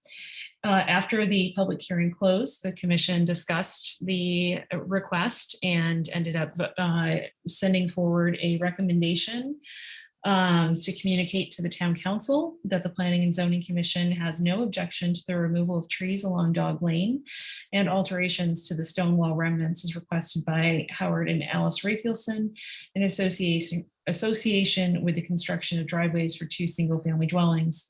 The recommendation is made as the loss of these trees and alterations to the stone wall remnants will not significantly alter the scenic character of Dog Lane, provided utility connections to the houses shall be placed underground and any stones impacted by the alteration shall remain on site as described on the plan.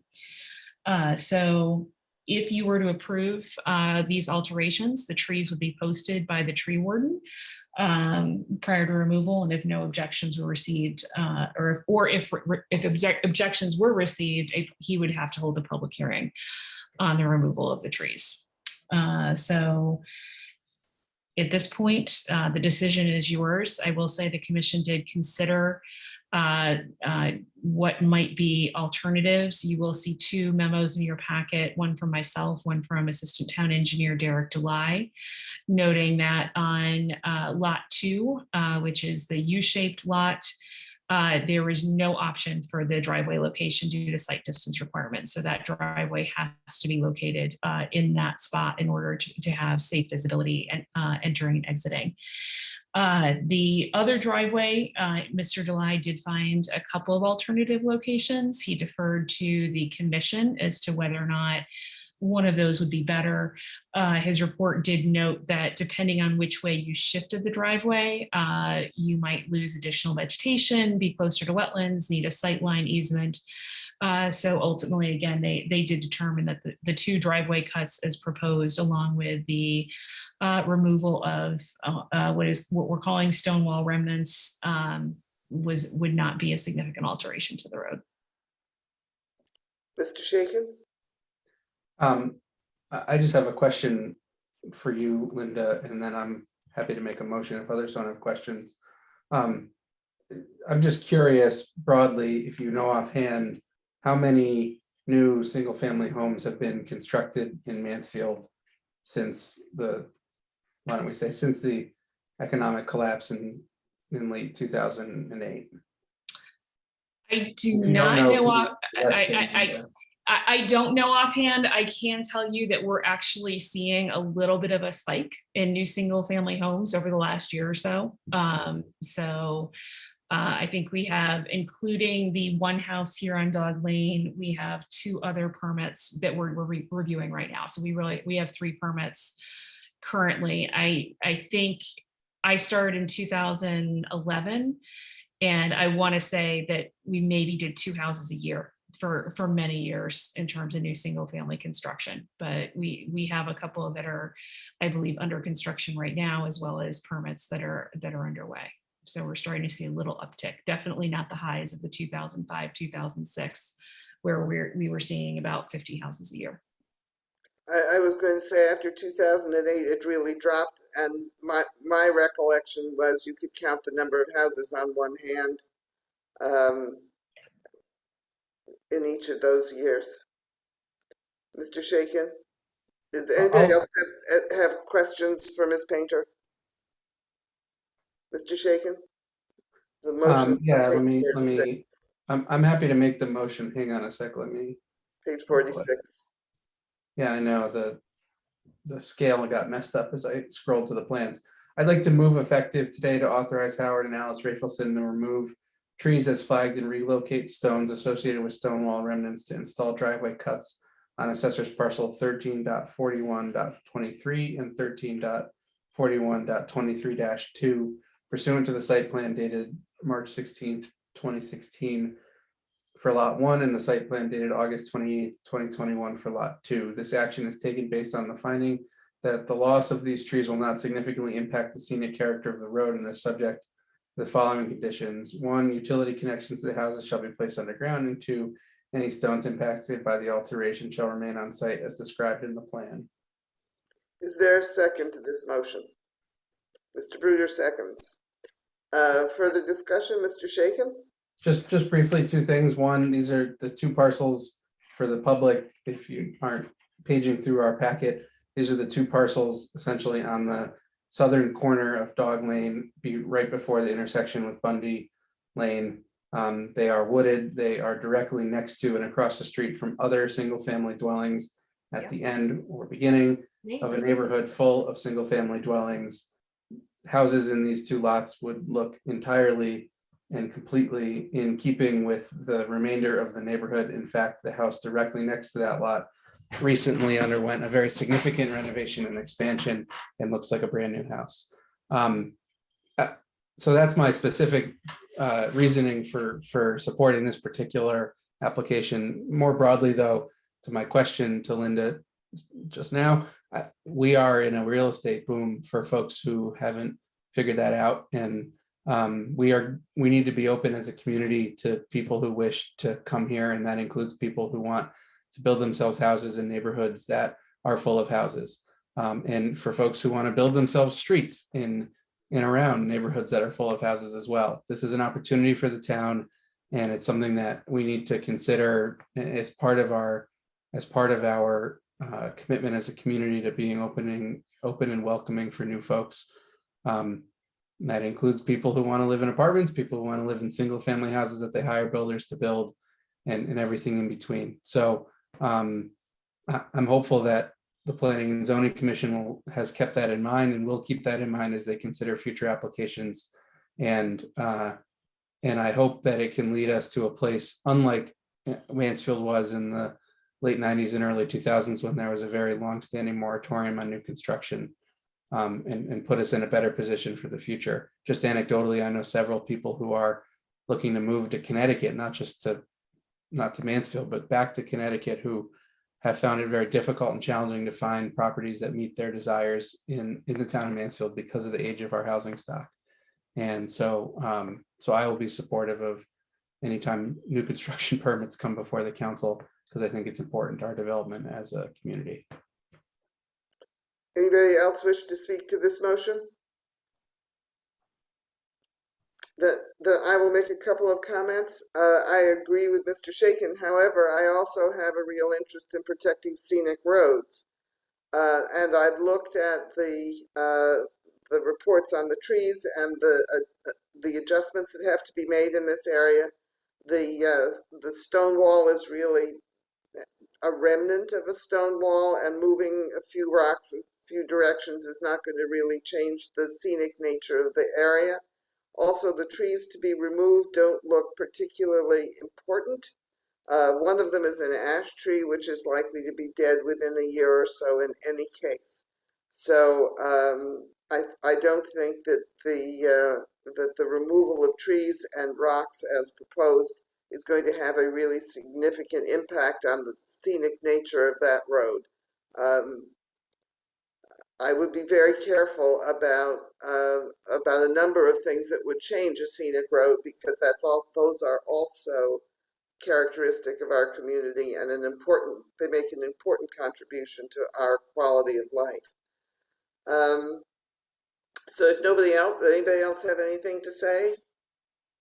All right, then is there anybody who opposes this motion or who wishes to abstain?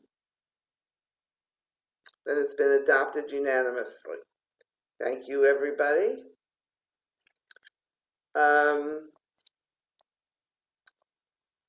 That takes us to council committees. Mr.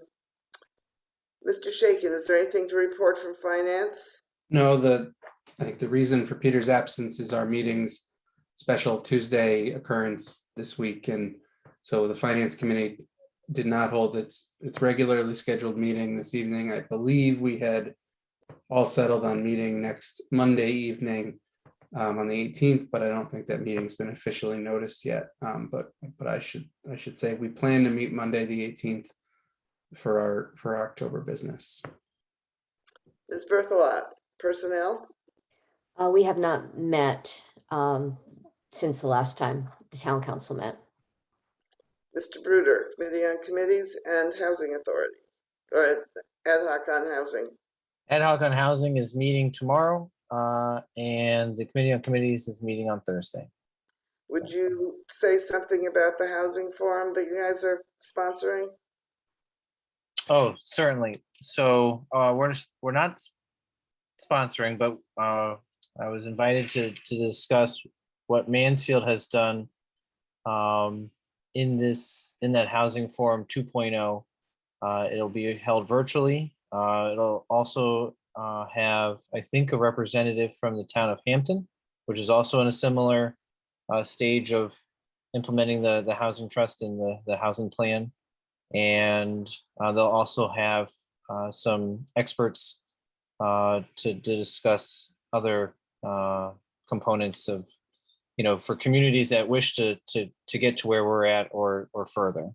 So it'll be really interesting. It's on October 19th, and I'm not sure where people can find that information to sign up, but if you email me, I'll be happy to pass along the flyer.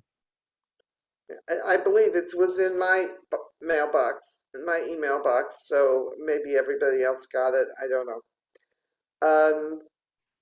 Okay, then Departmental and Advisory Committee reports. Any comments there? Petitions, requests, and communications. I had an opportunity to check the website that Mr. Ellsworth referred to on Indigenous Peoples Day. And there's a lot of information, and it's a really good website. The resolution is here to announce the fact that we have endorsed this, and I would urge members of the public to check out this website. There's a lot there to do and read and pay attention to. The provost message supporting refugees, I again recommend that you take a look at this to see what in fact UConn has been doing. Paul Shapiro has resigned as chair of the middle school roof committee, but is remaining as a member, and in his place, John Frattoni has been nominated to chair. I don't have anything to say about any of the other issues. Anybody else have any comments? Anything for future agendas?